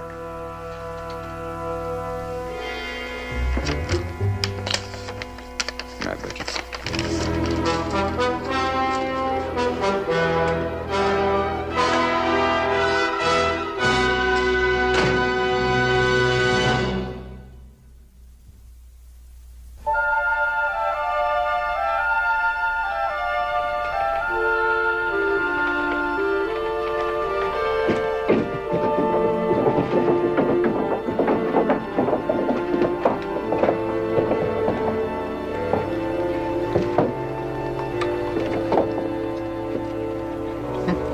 I must say, Mr. Boone is prompt in keeping his appointments. It's 9 o'clock exactly. Shall I call him over, my lord? No, let him wait a little. I'd like to be quite certain that he's unaccompanied. Would you like to have me wait for you, sir? Well, I'm not sure how long I'm going to be here. You'll find it hard to get a cab in this neighborhood at this time of night. I can understand that. I've got a lot of time. Friend, you could die of old age, and I sure could run out of money while you were waiting for me. Thanks just the same.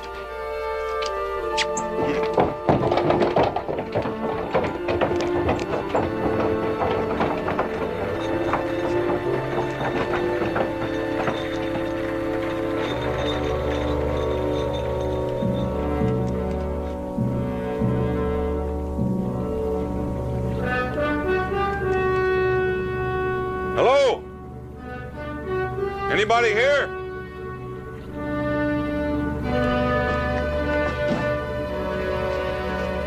Briggs, Yes, sir. Boone's here. You think I'm deaf? I could hear him calling if I was halfway out to sea. I may overlook your impertinence if you happen to remember your instructions. We close in when you call, Governor. And we don't kill him till we find out if he's got the bakers. You have a remarkable memory, Briggs. Remarkable.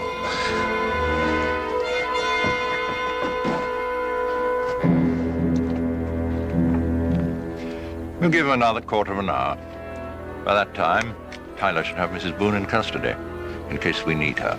But Boone may leave by then. Look for yourself, Mr. Stone. Boone is a very loyal man, and loyal men are extremely apt to be patient. I think we can be confident that he'll remain a while. If he starts to leave, we'll simply call him in.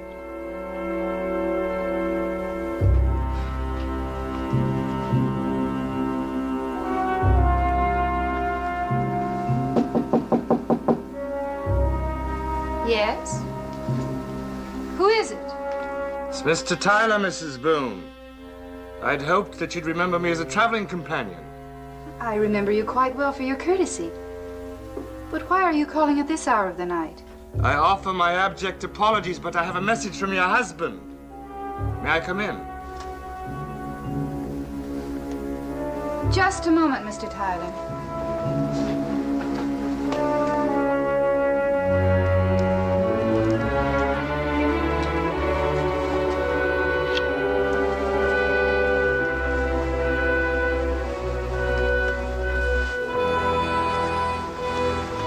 You may come in now, Mr. Tyler.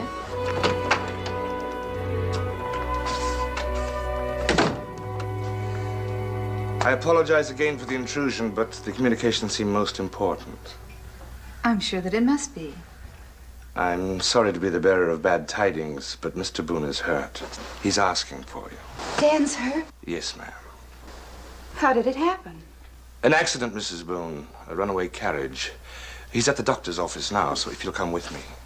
Mr. Tyler, how do you know that Mr. Boone isn't in the next room safe and sound? But he can't be. I don't know what you mean. In plain words, Mr. Tyler, I think you're a liar. And I've been a very foolish woman. I didn't realize I was so obvious. You weren't until just now. That was my stupidity. I should have realized before why you and Mr. Stone held up the coach. My congratulations, Mrs. Boone, on your perception. And mine to you on your duplicity. Now, what have you done with my husband? Nothing yet. He'll be quite safe if he sees fit to cooperate. I assure you he won't. He's not a traitor. I assure you we've considered that. That's why I'm afraid you'll have to come along with me. Come along with you. It's possible that Boone might risk his own life, but we're quite sure that he won't risk yours. Who's we? What difference does it make? Get your coat, Mrs. Boone, and come quietly, and I'll assure you that you won't be harmed. And I'll assure you, Mr. Tyler, if you take one more step, you'll be harmed very much indeed. Are you trying to frighten me, Mrs. Boone? No, Mr. Tyler. I'm just trying to save you from what might possibly be a great deal of pain. You're bluffing. You'll never know unless you take one more step. Then I think I'll call you a bluff. Don't do it, Mr. Tyler. I'm warning you.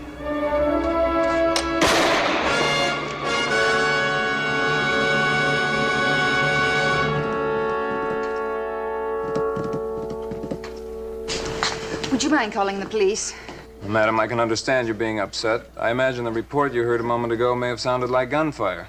It was gunfire. I shot a man. Now, would you please call the police? Mrs. Holt. And I prefer to be called by my right name, Mrs. Boone, Mrs. Daniel Boone.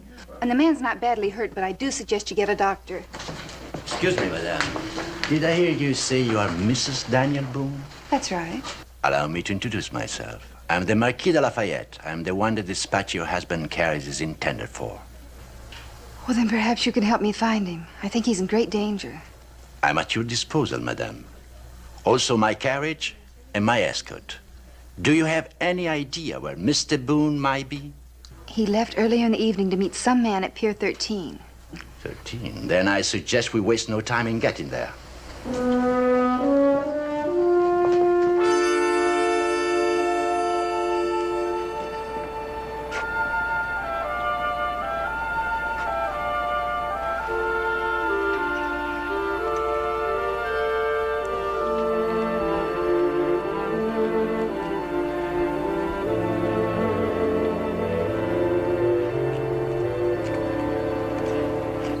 Yes, I think we might call him in now. It's quite apparent that he came alone.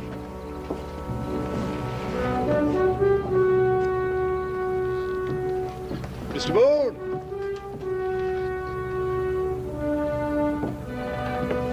Mr. Boone! This way! This way, Mr. Boone!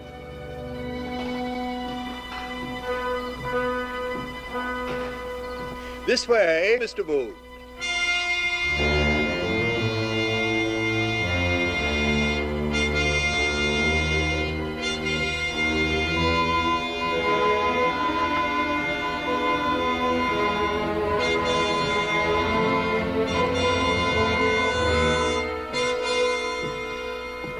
I'm sorry to have kept you waiting, sir, but in affairs of this kind, the utmost secrecy is necessary. I had to assure myself that you were not being followed.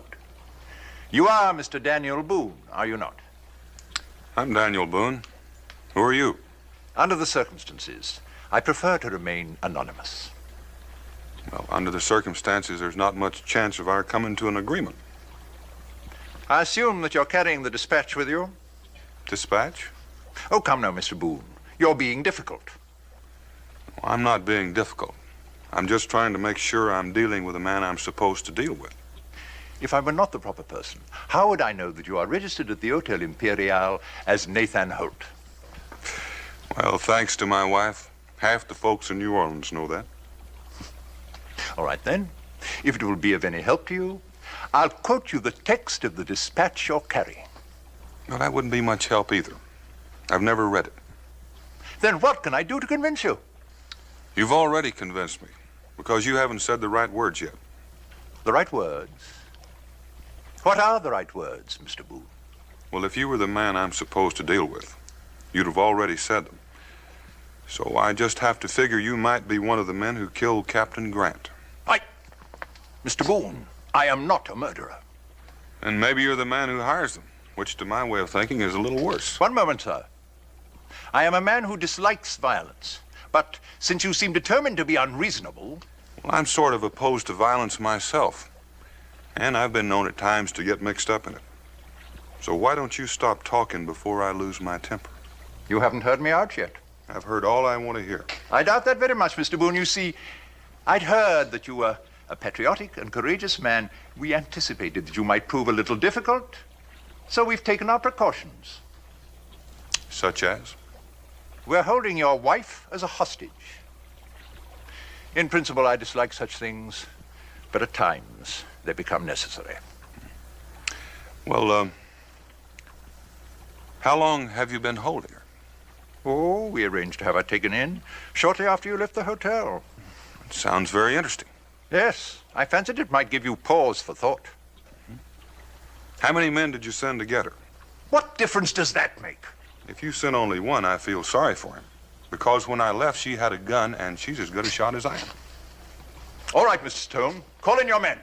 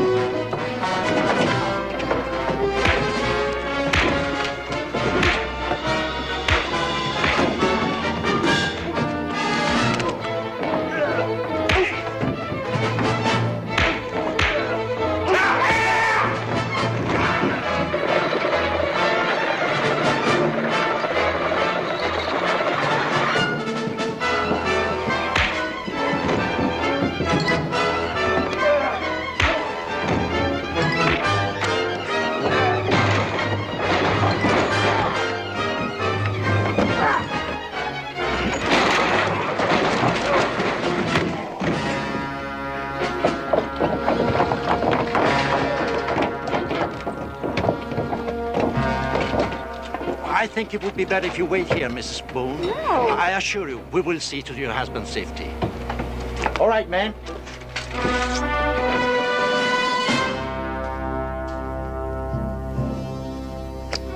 There isn't a single paper on him, my lord.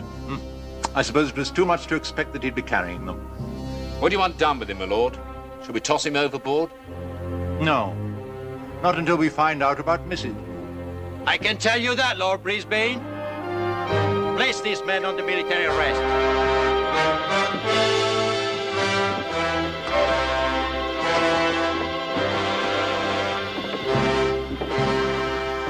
Are you all right, sir? Well, I felt better in my time, but wherever you are, I'm sure glad you got here. So am I. I'm the Marquis de Lafayette. And you are Mr. Daniel Boone of Boonesboro, Owsley County, Kentucky. Those are probably the nicest words I've heard in days. I presume you're not carrying the dispatch with you. No. When we get to my wife, we'll be in business. It's quite simple, Mr. Boone. She's the one who directed me here. She's waiting at my carriage. Well, I told her to stay in the room.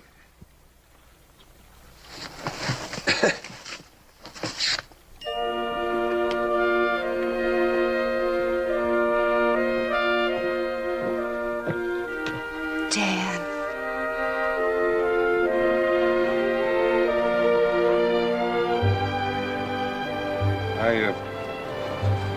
I think this is what you've been looking for. How long have I been carrying that? Not long. Not long at all. You've always been real good at taking care of things. If you'll excuse us, Marquis, for some time we've been trying to have a honeymoon. Please, be my guest.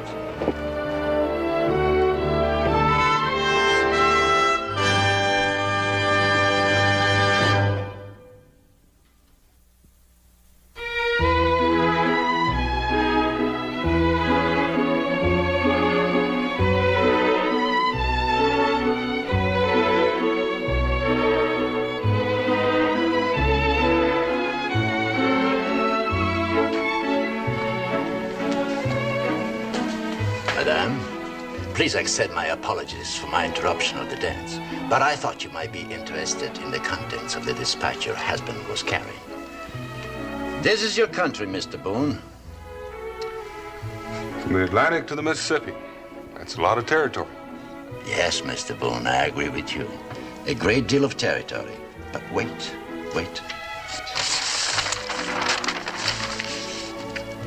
The Atlantic to the Pacific. This would make England's claim on Oregon secure, and he would always be dependent on her. This is the Louisiana the United States is purchasing. And this is what you will become the moment I put your president dispatch in the hands of Napoleon. That was in the letter I was carrying? Mm-hmm. That was the letter. It's no wonder they wanted to stop it. That's why your dispatch could not be sent the usual way. There are British warships off your coast, stopping every ship in hope of seizing it. But it still has to go by sea. From this port, on a French man of war. Your country should be very grateful to you, Mr. Boone. I can assure you, my country is. And now, if you will excuse me, I must say good night. Well, at least we know why we're guests of honor at the governor's ball. Madam, may I have the pleasure of this dance? Sir, I am extremely flattered. Shall we join the others?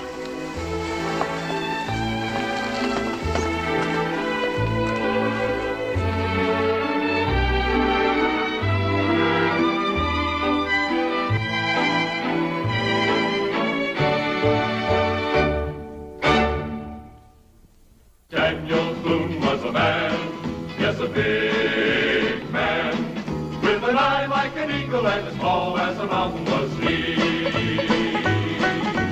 Daniel Boone was a man, yes, a big man. He was brave, he was fearless, and as tough as a mighty oak tree. From the coonskin cap on the top of old Dan to the heel of his rawhide shoe, the rippenest, roaringest, fightingest man the frontier ever knew. Daniel Boone was a man, yes, a big man, with an eye like an eagle and as tall as a mountain was he.